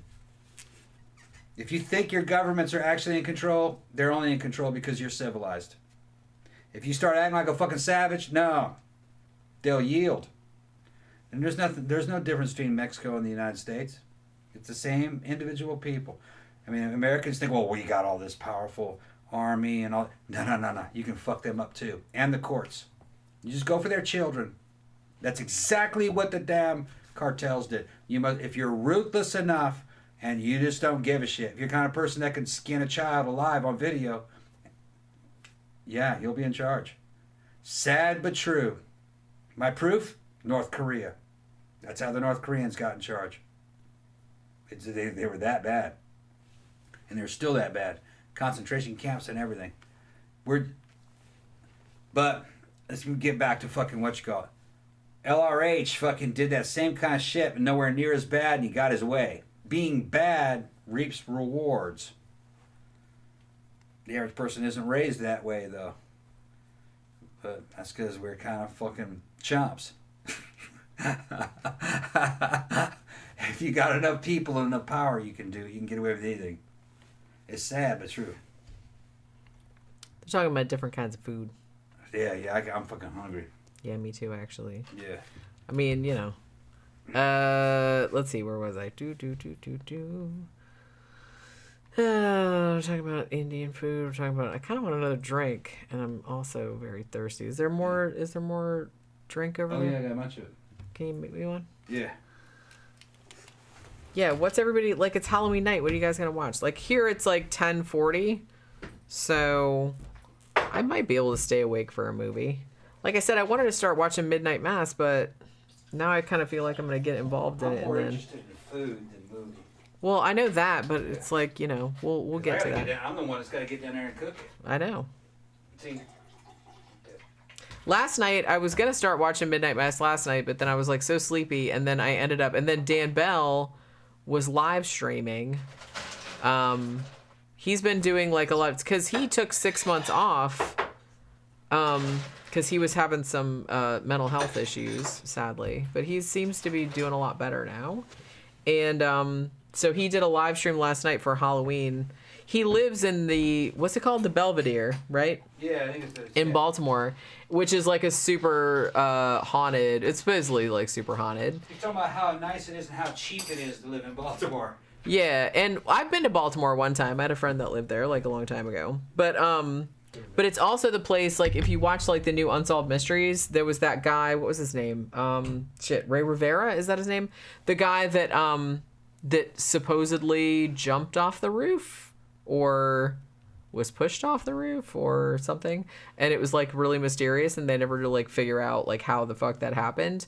And that's that same building. So he lives in that building, and he's kind of like always, so he does like a lot of ghost hunts and stuff like that there. So like I said, I don't really like believe in a lot of the stuff, but honestly, Dan is kind of like, he's sort of like, I don't really believe in it either, but then he's like, look at all this fucking weird shit that happened, like, and he films everything. And so even though I'm not really like a big paranormal, you know, believer, I still like all of his ghost hunt shit. He also did one the other, like, what was it, like 2 or 3 days ago? He does a lot of live streams from Leakin Park, and all the kind of like shitty like murders and shit like that take place there. And there was this really, really horrible murder that happened there like a week ago. Like they found this girl, she'd been shot, and then like her car was set on fire. And he had been contacted by a friend of the victim. And so he went down there and like tried to figure out like where it was and stuff like that. But he's like, I don't know, like like he has like a really soothing voice, and it's kind of like, so every time I see that he has a new like live stream up, I always like to watch it because I like to just kind of like lay there and listen to him talking. And he was saying like on the live stream he did last night that we were watching, he said that he got like, he sometimes gets really weird like requests from people. He said he got a request from this one person that offered him, he didn't say how much it was, but he said they offered me like a significant amount of money weekly. He said, I'll give you a weekly salary if you read me a bedtime story every night, like in your ASMR voice, like his quiet time voice, because he does these videos called Quiet Time. Most of them are on Patreon, but there's a couple of them on YouTube. And so somebody was willing to pay him weekly for Dan Bell to like read them a bedtime story at night, which I thought was like so funny. And he's like, and I thought about doing it, but he's like, one, I don't think I would have time, and it's like, two, I'd also be worried this like dude might be like jerking off to my voice, and it's like that kind of weirds me out. It's like, I was like, I thought that was so fucking funny, but I was like, isn't that funny that like that's, and somebody else, he said somebody else sent him like a really weird request too, but I can't remember what it was. But I remember the one where somebody wanted him to read him a bedtime story, and he was gonna like give him a weekly salary to like read him a bedtime story. He's got a relaxing stage voice. He does a thing like this, and he brings it down low. And we all need a little bit of quiet time. That is, every time he says that, I'm just kind of like, I've watched this. He's, like I said, most of them are on Patreon. I need to get on his Patreon actually, because he's got like a bunch of podcasts on there, him and Rick Sarah, and those two are like fucking hilarious together. But he's got a few of them, like 5 or 6 of them, like on YouTube, his quiet time ones. Yeah. And it's usually like footage that he shot. Because he shoots like footage all the time, like wherever he goes, abandoned places, malls, shit like that. And for whatever reason, like he didn't use it for one of his dead mall videos or abandoned places, like because the audio was fucked up. So then he'll like talk over it, and then he'll just like tell stories. He did this really great one where he was talking about driving across the Everglades. And that was really long. It was like 2 or 3 hours. And he was just talking about all this crazy shit that happened and like all this stuff that he heard out in the swamp and everything like that. But I don't know, like his voice is just very, very, very soothing. You know what I mean? I'm not sure what it is. But then it's funny too because he'll kind of talk like that for a minute, and then he'll say something that kind of like cracks me up and like breaks the illusion. Yeah. But you know, but that's why we love Dan Bell, you know. Johns comes in and says, yeah, you know, the CIA is involved in fucking seeding and developing cults and shit. Yeah, they have a long history of that. CIA, not good. Not good. It was never good. Shit that's been declassified that they were doing in the 50s and 60s was bad. They're still doing that kind of shit. It's because it's manpower. They can they get dirt on cults, and they can manipulate and control them and turn them into fucking operatives. Like some shit out of fucking 007, man. That's like fucking Spectre. I don't trust those dudes. Those dudes are bad, man. And what's funny is that I think it's mostly just about political power, getting rid of political enemies, and money. Because they can do illegal shit, make money, and it's a black funding that'll never be taxed. And then those agents can divide it all up, and the government won't know where it went. So imagine you were able to join a government-sanctioned unit that was more like a mafia or a gang. You had no oversight. You could get away with all this shit. It's like a license to steal. That's what's going on. It's not some kind of high-minded bullshit where they're trying to get fucking American security fucking line. No. A license to steal. That's what it is. Corruption. What's up, Pookie? Scott says there's a documentary on puck wedgies that's on my agenda. Yeah. They made a whole documentary about the puck wedgie. We talked about that on one of our like cryptid shows like a long time ago. Is there a band called the Puck Wedgies? There should be. There should be. I don't know. It's almost 11 though. Yeah, we need to like. Hungry. Yeah, I'm kind of hungry, and we probably need to do like some Halloween shit maybe. Yeah. So we did have some trick-or-treaters. So I'm glad we actually went and got candy. Yeah. We just, honestly, it was kind of like 4 or 5 big groups that came. Like, they came in truckloads. You know what I got? What? I got all those hamburger patties. Are we going to make some burgers? I can make some burgers. You going to put egg on it? You want an egg on it? I'll put some fried egg on it if you want it. Yeah, put a fried egg on there. All right. We got any tomatoes? Yeah. Got whole tomatoes. Bitch, we got tomatoes and fried eggs? Yeah. Holy shit. I bought big ones. Tomato on the vine. Man, must be my goddamn birthday or something. Yeah. Actually, no, it's Halloween. You want that on toasted bun? Well, yeah. Okay, no mustard. No mustard. Okay. Mayo's good. Ketchup's good. Mustard is. All right, I can do take that. it or leave it. You want cheese? I got Munster. Oh, all Munster right. cheese. All right. So my little ears prick up. Yeah, All right, yeah, Munster's yeah. good. All right. So yeah.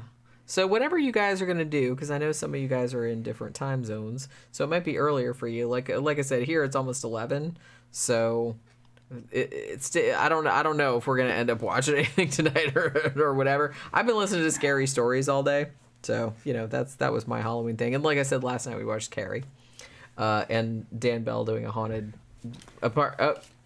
seriously. Had to loosen up a little bit. Getting too hot up in this motherfucker. Getting too hot up in this motherfucker. Oh, it's so hot in here. I have to take my shirt off. Oh my god. Oh, go ahead. You gonna take your pants off too? No, I ain't take the pants off. What you might if you get drunker. If you get drunker. Were you trying to give me some of that root? Ew. Oh, we're gonna get demonetized. We're gonna get demonetized. Everybody's like, woo, scary. Yeah. But yes, right up in your face. Yeah. But yeah, so thanks for spending Halloween with us, you guys. Yeah. This was like a lot of fun. I'm actually like proud that I made the effort to put on a costume, even though it's not really a... Pokey pants. Aw, Pokey. Yeah. All right, we got to eat. I'm starving. Yeah, I'm fucking starving. All right, so we will see you guys probably tomorrow. I don't know if we'll have a movie to talk about, but we'll come on tomorrow and talk about something or other. Mm-hmm. So there we go.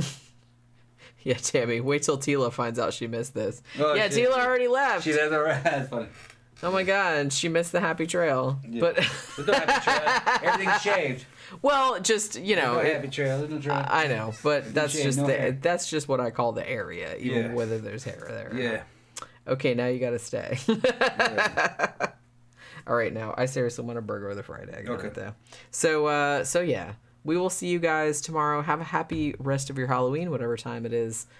Where you are. Woo! Woo! Yeah, thank you, Green Spark. Happy Halloween. Just caught the very end. Oh, I'm sorry about that. Yeah, we've been on for a while. We've been on since 8. Yeah. We came on a little bit past 8. Yeah. We're going to try to get something to eat. We're a little bit drunk. And once we close it out, you can go back to the beginning and watch it from the beginning. It was a good show. Yeah, we had a good time. Talking about all kind of fun shit. Yeah. But yeah, so we will see you guys again tomorrow probably. So have a happy Halloween. Good night.